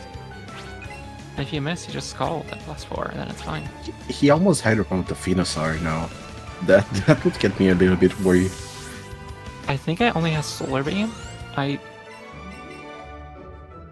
could be wrong, but I think I looked at that and it only has Solar Beam as a special attack, special grass move. Or grass move. So even if he did pump, it would be fine.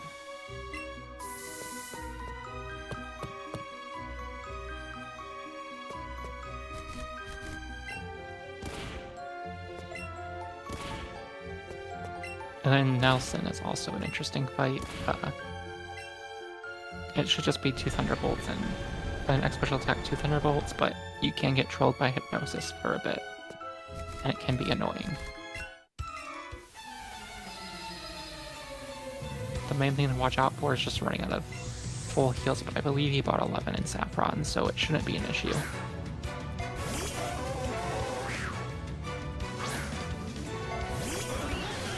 And then Rigby is on to Giovanni, and we'll probably, yeah, there we go, there's second controller. And we'll see the second controller fight. So it'll be the same thing, where you just Scald the next special attack and hope the Rapidash faints. Oh, you called the Hypnosis as well, right? Yes, I keep on saying that bad things will happen when they happen. But that Starmie special attack is so high, with like 70% with Thunderbolt. Yeah. Good thing like a bad Starmie at this point like can impact a lot in the game, like making you hard up on stuff that you usually would Scald by having to go for risky ranges. Especially on a race, it's not something that you want to do. Good thing No, that, especially with Pokemon like that, with sleep moves. yeah. Of course, I am going to not name the next trainer that Razor could fight. I will say good luck. I wish you the best of luck on this skip. Please don't let us see the name. Yeah, we don't need to talk about F5, right? It's not going to happen. No, but on Rigby's side, Rapidash lived on Giovanni. So that means that's like 20-30 second time loss there. Or more like 20, but yeah. The having a second Pokemon out and then having to select its moves is going to cost quite a bit of time over a fight where Rapidash were to faint. That's just because Pride Pokemon gain friendship when you walk around with them, and so its friendship is high enough where it can survive on one with power of love. Razor. Oh no! I'm sorry. So sorry. I'll send you an edible arrangement for apology. So Razor hit Alexa, and all it is a special attack and triple psychic. Yeah. He's far enough ahead now that this is fine. It's annoying because at this point his time does impact like seeding for the next round. But overall, it's fine. He is not in danger of losing the run over this. It's just an extra like minute and a half. And to fix the PP issue, he can go back and get the Officer Jenny heal again, or he can heal in the Pokemon Center. Or he can do some other stuff like Scald Golbat, Scald Onyx, a couple other things like that. It looks like he's gonna go get the Jenny heal again. So the next fight that he will do will be Caroline, right? I think he will go wrong on that fight, right? I would hazard to say that there's not a single thing that can go wrong on Caroline. As long as you talk to her, it's a free fight. There's nothing that I could say that would curse a person doing this fight.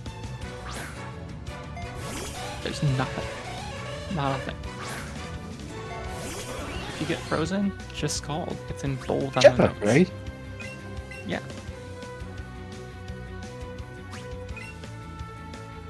Okay. See, I just wanted the record to show that this wasn't me cursing it. This was me. Yeah, we trying to did not talk about that. Yeah.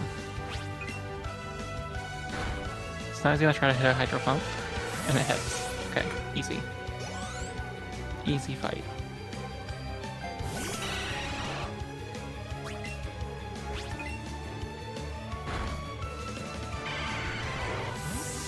So yeah, like that Jinx can like freeze you, put you to sleep, like a lot of things. A few things can go wrong in that fight as well. So yeah, it can also drop your special defense with Psychic. So then its Psychic start doing more if you have to keep on healing sleep. So it can become dangerous. Like if you get slept 3 times, it becomes a bit dangerous, and then you might have to revive eventually. But now it's just pushing the boulder, and this is fine.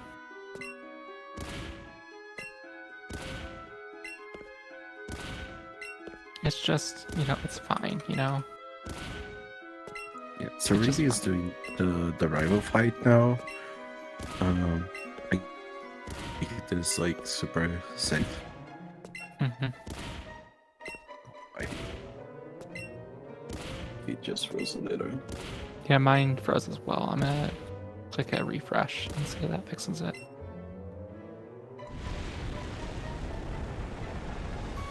Okay, I got it back. Okay, so still pushing the boulder. Rigby's rival fight is going well. No issues.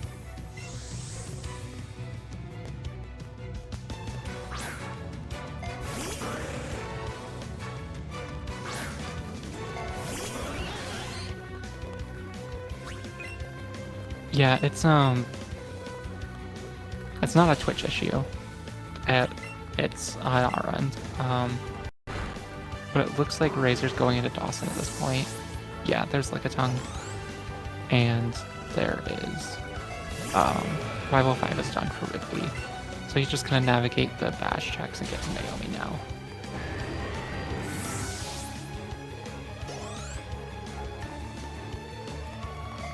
Okay, Cookie Down is done, and has more than enough HP to finish off this fight. So Razor's on to Victory Road. Curious if he picks up the full restore. You can skip it if you want, and then you would be able to if you skip full restore, you can do the 2-controller fight on Agatha, which requires something that's not Rapidash, like Golduck. But then you don't have to risk like crunch, defense drops, and poison jab stuff with Arbok. But he's gonna go for the full restore and just do the 1-controller Agatha fight, I think. Razor is going for 1-controller Agatha? Yeah, because he picked up the full restore. Mm-hmm. Which is generally safe, it's just there's like a 1 or 2% chance stuff can go terribly wrong and then you have to revive. And at that point you can just sort of like preempt that and call in the second controller and fix it.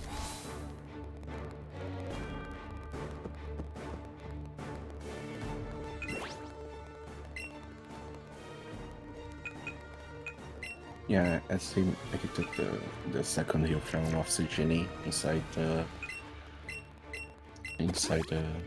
Victory Road. He doesn't need to heal at the center. He's healing for Lorelei. I also believe he scalded the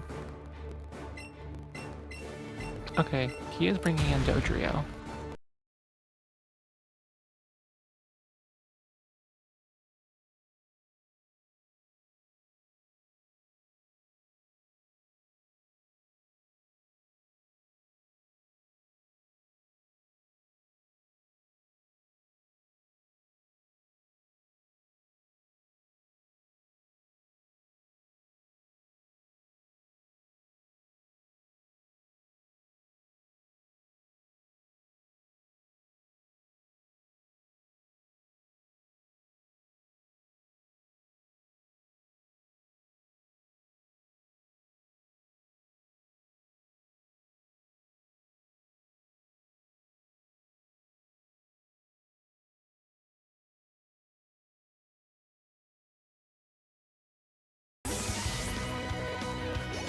And then going through Lorelei with Razor. Now we'll get to see, I think is that 2 a special attack setup? Yeah, close to you.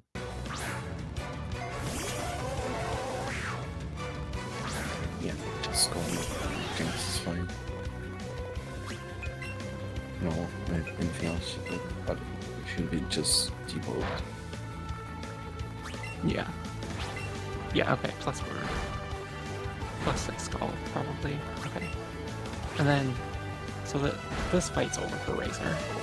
The next fight's Bruno, and he has 2 Pokemon in his party, so it's completely safe. We shouldn't see anything weird there. Rigby getting a good Nelson so far. No hypnosis, so that's good.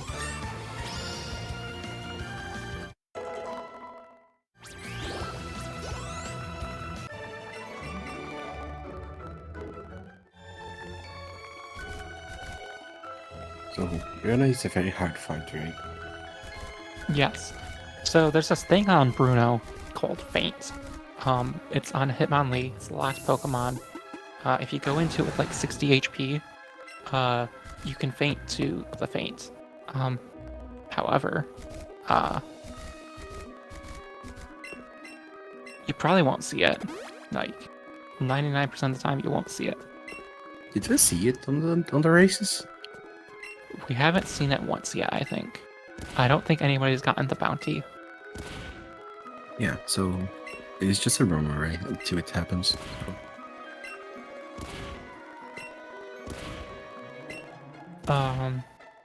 Okay, Stealth Rock, so that's fine.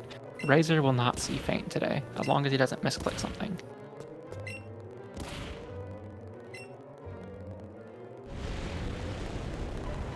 But yeah, now he just needs a Psychic 4 times and the fight's over. And now we see Rigby going to get ready for Alexa skip. Just hold to the left and roll your joystick.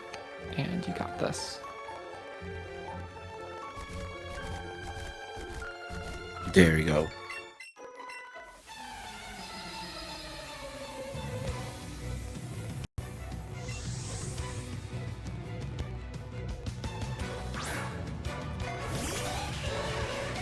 Elite Four in Let's Go is kind of like weird. The two first are like basically super easy fights, and then from Agatha onwards, then are like they are a little bit tricky. Like yeah, it's just I think it's just a matter of what the choice of Pokemon that we have.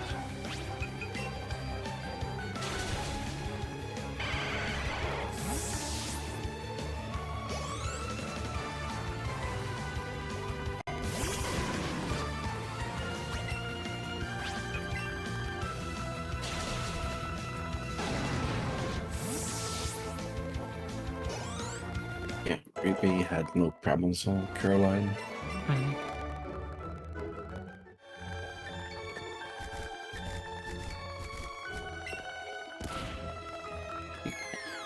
While Razor got glared turn 1.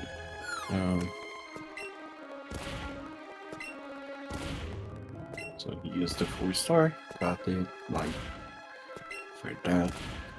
And from now on, he should, with an X speed and an X attack, X special, he should be able to cruise this through.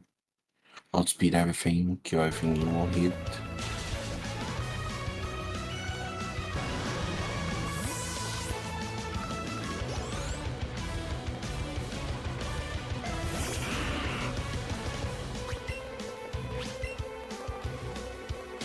Sorry, I'm having a little bit of technical difficulties.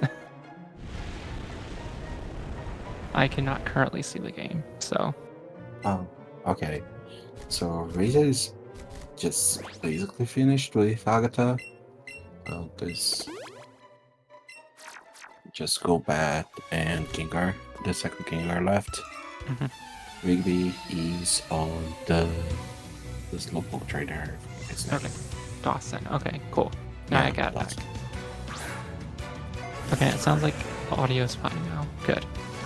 So Razor's through Agatha. Looks like he one controller did it. Yeah.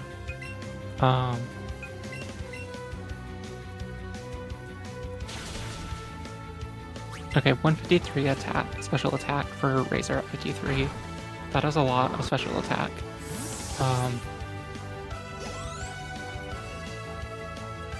That was early. That should be 53 around Charizard, so I think he did 3 plus 2 candies. There was one optional. No. Right? Yeah, he did have the optional, that's right. It was the Dimension optional. And also Alexa. So Yeah, so he has a bit higher level than normal.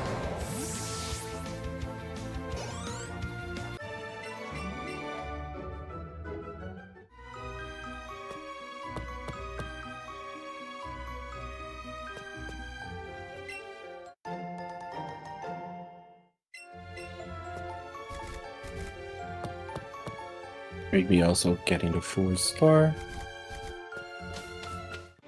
Going safe, like getting the items that we need to complete the run safely. So I think now we have a better idea, right? On the ends, like should be something like around. Razor should be around 316. Yeah, about that I would say.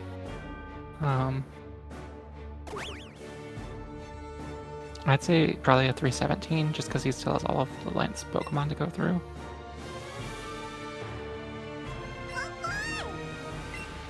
Looks like he's at +6, and this won't be a range, now all he has to do is mash A for the rest of this fight.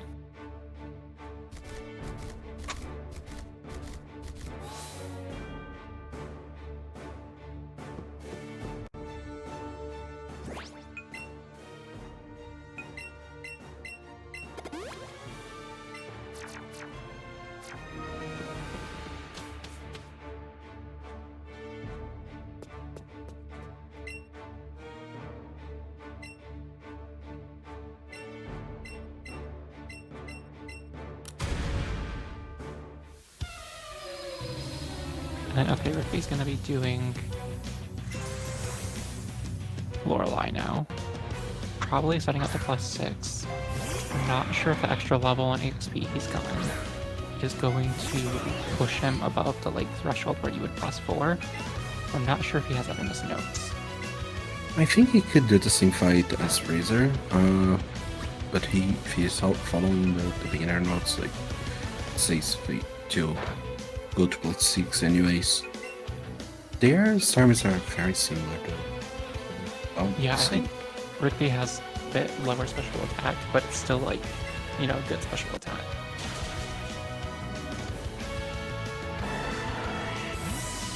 And then around for Rigby. Okay, it looks like Razor's V is getting refreshed.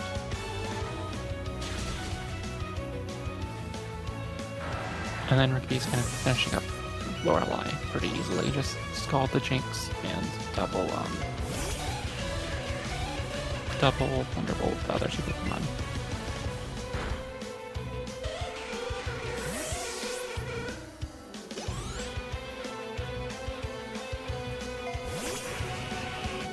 Okay, it looks like Razor's on champ now, setting up the first two X items.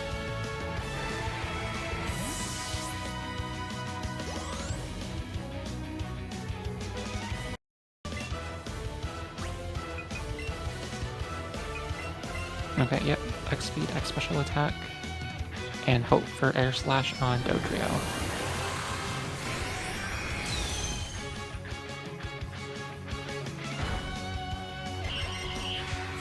Okay, Dodrio faints. Nice. And then I believe you go for +2 Thunderbolt, and then you set up the other X special attack on Vileplume, and then that's the end of the game. Oh, well.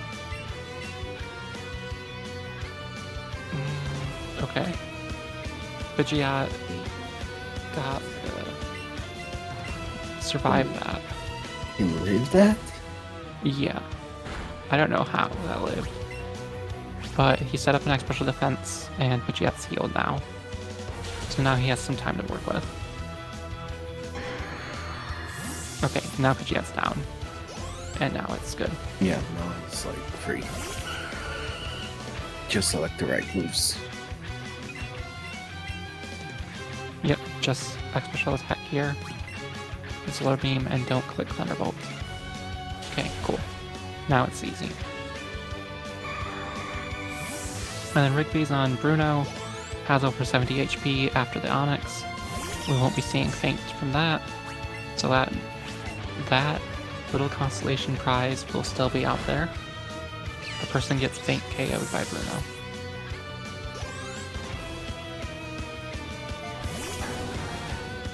What if Faint crits? Hey, it doesn't do enough. Doesn't do it? They would do like 30 with a crit. On the worst Starmie. It's fine then.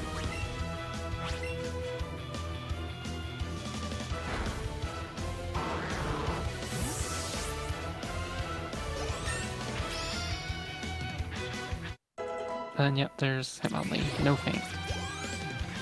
Now we see Razor get level 54 and 157 special attack. Easy. That's low, bro. You posted. So Slowbro's done. Okay, GG Razor, that's gonna be like a 31750 something. Yeah, GG Razor.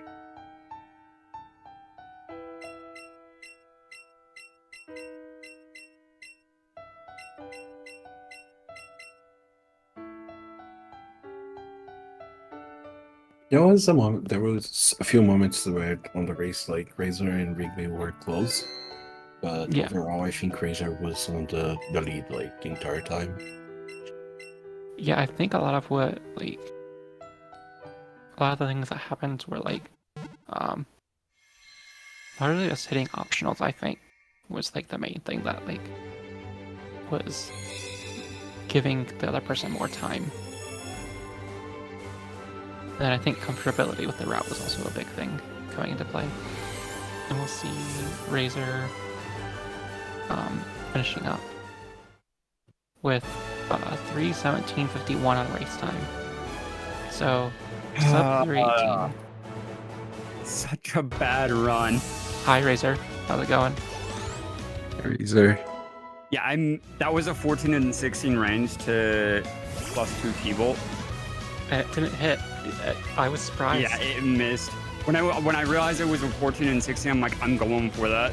At that point, I can just X speed, X spec, go for the range, assuming it kills, and then X spec on the other. But because I didn't have a spit F up, I knew I wouldn't live if I went for it. Mm-hmm. And the champion always does weird stuff. They might switch or they might heal on that turn where they have like 1 HP. Which is why I healed real quick, just to double check, like just to be on the safe side, and then I went for it. Yeah. So I think this time puts you in lower pot 2, above Vermilion at the moment. Unfortunately, like 3 optionals that were just garbage. Like that was easily a 3:13 run. Otherwise. Yeah, you did see the Eevee, the Chansey, right? I didn't catch Chansey, no. But you saw it on Route 10, I think. I saw it on Route 10, yes, but I didn't get it. I got the Krabby because it was glowing. Were you thinking about getting it? Because like we noticed you on Teacher Party, and then you got the Well, the Krabby. reason I went for the Bellsprout there was because I realized it was at level 16, and I had a glowing Krabby there, so I'm like, in case this is a big Krabby, Okay. I'm putting that in the part, like I'm gonna revive that, get the EXP now, rather than wait for a lot longer just to get it, because like I knew I had to revive it. I didn't have a choice. Yeah. My issue was I forgot to. My big issue with the revives early was I forgot to heal before on Misty, so I had to swing in the second controller real quick. Otherwise, I wouldn't have survived Scald. Oh yeah, I think we didn't see that. And that was when your stream was down, so we didn't like see anything. Yeah, it kind of. I don't know what the hell happened. I suddenly started losing a bunch of frames, and then it just dropped. It's fine. This Which is was why we unfortunate. local record. Yeah, This is why we were local record. But so let's all in all, a decent run. Just some bad fights. God, that coughing was ridiculous. Like I'm sorry about Alexa. Sandy, Yeah. you're done. Yeah, I'm tired after this. I'll commentate finals.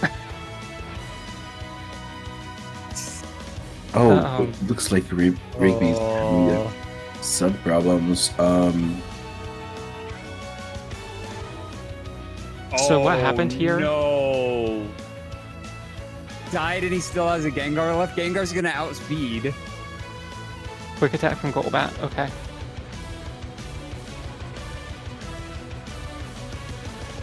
Oh, Okay, it looks like Rigby said he's gonna DNF. I'm sorry, Rigby. Between that and then the Archer fight, like, there was some really bad.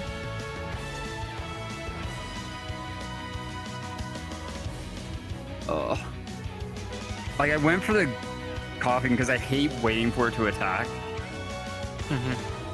So I went for it on the side, knowing I could hit it cycle. Like, it's an easy cycle to hit. The issue was it just kept breaking out, and then I lost Pokeballs. I'm like, fuck. Yeah, you were down to double poke on that, right? It was so bad. Like, everything kept breaking out. I'm like, no, stop. Motion controls were a nightmare early. Yeah, we saw like I feel like it's since the beginning, right? The at very Literally start since the very beginning, like on the Eevee, yeah. on the Eevee. Like, I yeah. didn't even time it early. I just did the normal strat. Like, I should have gotten an Excellent on it, and it just kind of dinks it. I'm like, what are you doing? And then it decides to overthrow. I'm like, come on. Just don't. Have you like updated your firmware on your Joy-Cons and calibrated them recently? Yeah, I have. And I my issue is that, like, these Joy-Cons drop inputs left and right. Like, I need new Joy-Cons, yes. Okay. But yeah, that's, I mean, still, you're moving on in the tournament. That's the winner of the race. Yep. So you'll see round 3. And right now you get to watch the rest of the races that are going on. I do until everything gets figured out for round 3. Yep. A lot of us in this are actually, so I know Etchy and Etiquette are off at Cardboard Clash. Cardboard Clash. Etchy and I will both be at RPG Limit Break starting a week from Sunday, and that runs an entire week. It's like, Yeah. it'll be interesting scheduling some things. It's probably going to be like this week where we had like a bunch of people in like 2 days, and then a bunch of people in another 2 days. Probably. Like, thankfully, I live within driving range of RPG Limit Break, so that's fine. I can Yeah, that's still good. schedule a run on a day where I just don't go. But Rigby, how are you doing? I'm doing all right. GG, Razor. GG. I'm surprised you didn't go for the psychic on the muck on the Archer 2 fight. Because you want to knock that out as fast as you can rather than going for the Golbat. Yeah, I wasn't sure what to do there when Muck protected because like I'm used to beginners now, so it kind of just tells me like one fight. Mhm. What doesn't happen is like in what turn, like what to do when certain scenarios happen. Yep. So The I just issue with assumed, that fight is it's got Toxic, Minimize, Protect. yeah. That's So if you actually keep kinda that cringe. alive for a while, and I learned this the hard way through the Haunter alt main that I routed.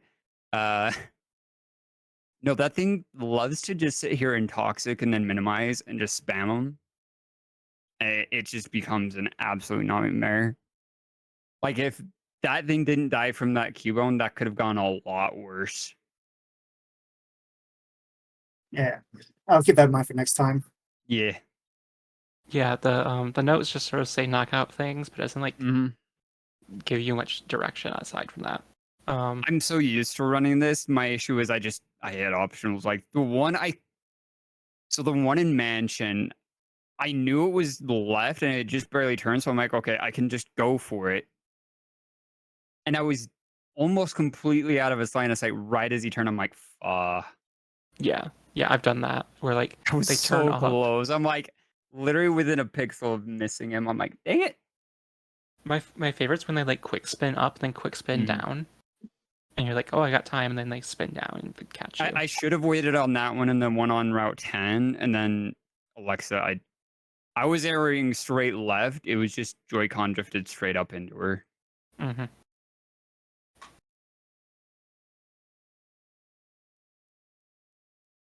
Okay. Well, Decent run though, all in all. yeah. Char was huge. Getting Yes. Char was so nice. I'm like, I don't like my catch count early. I need Rat. Thankfully, I can get Rat wherever. And you didn't have Cubone, right? I did not. Didn't even see it in tower. Nope. And I had 54 planned by the time I left Route 10 anyway. So I was like, okay, either I get Cubone or I get Rat. It doesn't matter either or. And if I got the Rat, I could literally just skip the Ninetales and Puff. Yeah, and you I didn't need either of those. And I right? don't like getting Ninetales anyway. That's like a 45-second Evo. Mm-hmm. But yeah, do you guys have anything else to add? Nope. Rigby? I enjoyed my early catch count, but like as it got on, it kind of got a little not having both Spearow and Nidoran Yeah. was a little scary, and waiting forever for a pony and getting not the one I was even aiming for. We Yeah. both had issues waiting for Pony. I had to repel and lure again just to get it. I'm like, why, dude? I already had to use my repel earlier, so like before Oh, rock tunnel, so I gosh. couldn't actually do that. So I just had That's to when just you sit literally there, run into waiting boats, games. despawn, and it's so bad. Yeah. But what I should have done though, instead of like pumping my extra candy into the Staryu, I think probably should have done for the Doduo to make sure like guarantee evolution. Instead of like Doduo is always fine. I just go the 3 candies early on Star and then 1 later. Just 3 and 1 is easy. Yeah, because it didn't pony had I had the extra candy to play with, so Yeah. Yeah. Okay, I think that pretty much wraps it up for us. Yeah. Yeah. Should Cool. be good races the rest of the way through. Yeah, we have. I think that's the race on right now between Leggy and Zemlik, which we'll be raiding into pretty soon. Yes. Then tomorrow we have a triple header. We have a race at noon Eastern time between J Tattles, Sheep, and Drywall. That'll be a really good race. I think Sheep just posted a PB that was like 8 minutes faster than his current race PB. Mhm. So he's going to be within striking distance of winning the race or knocking Pengy out of the guaranteed second spot. Then at I could see 4:30, Sheep winning that race. That I one could will be see it. really good. I don't have any opinions. I don't know. It's just a matter of like That one's a toss up at this point between JT and Sheep. it's a matter of just what spawns and when and It how many is. stars. It is. And what the yeah, so that any like races anyone's like after A lot we of these started out. races from here on out, it's gonna be they're gonna be tight. They're gonna be really tight. And then at 4:30 Eastern time we have Fierist and Phoenix. I don't know what to expect, honestly. I'd expect it to be close. Like, I think it comes down to like just basically like do the things spawn when you need them. And then I think we also have another one tomorrow evening, followed by one on Sunday. Yeah, there's one tomorrow evening between Dynam, Headbob, and Psyj at 8 p.m. Eastern time, which is not on the screen right now, but that'll be on PSR TV too. So make sure you're subscribed to that or following that after we raid into it.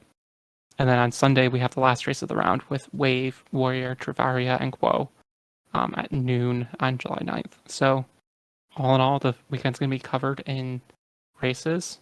We'll go in and see the end of the next race right now. And then all weekend, just sit down and watch them, and then watch draws on Sunday, hopefully. Yeah. All right. Could be good races. Good luck on your future races. Thank Look, you. y'all.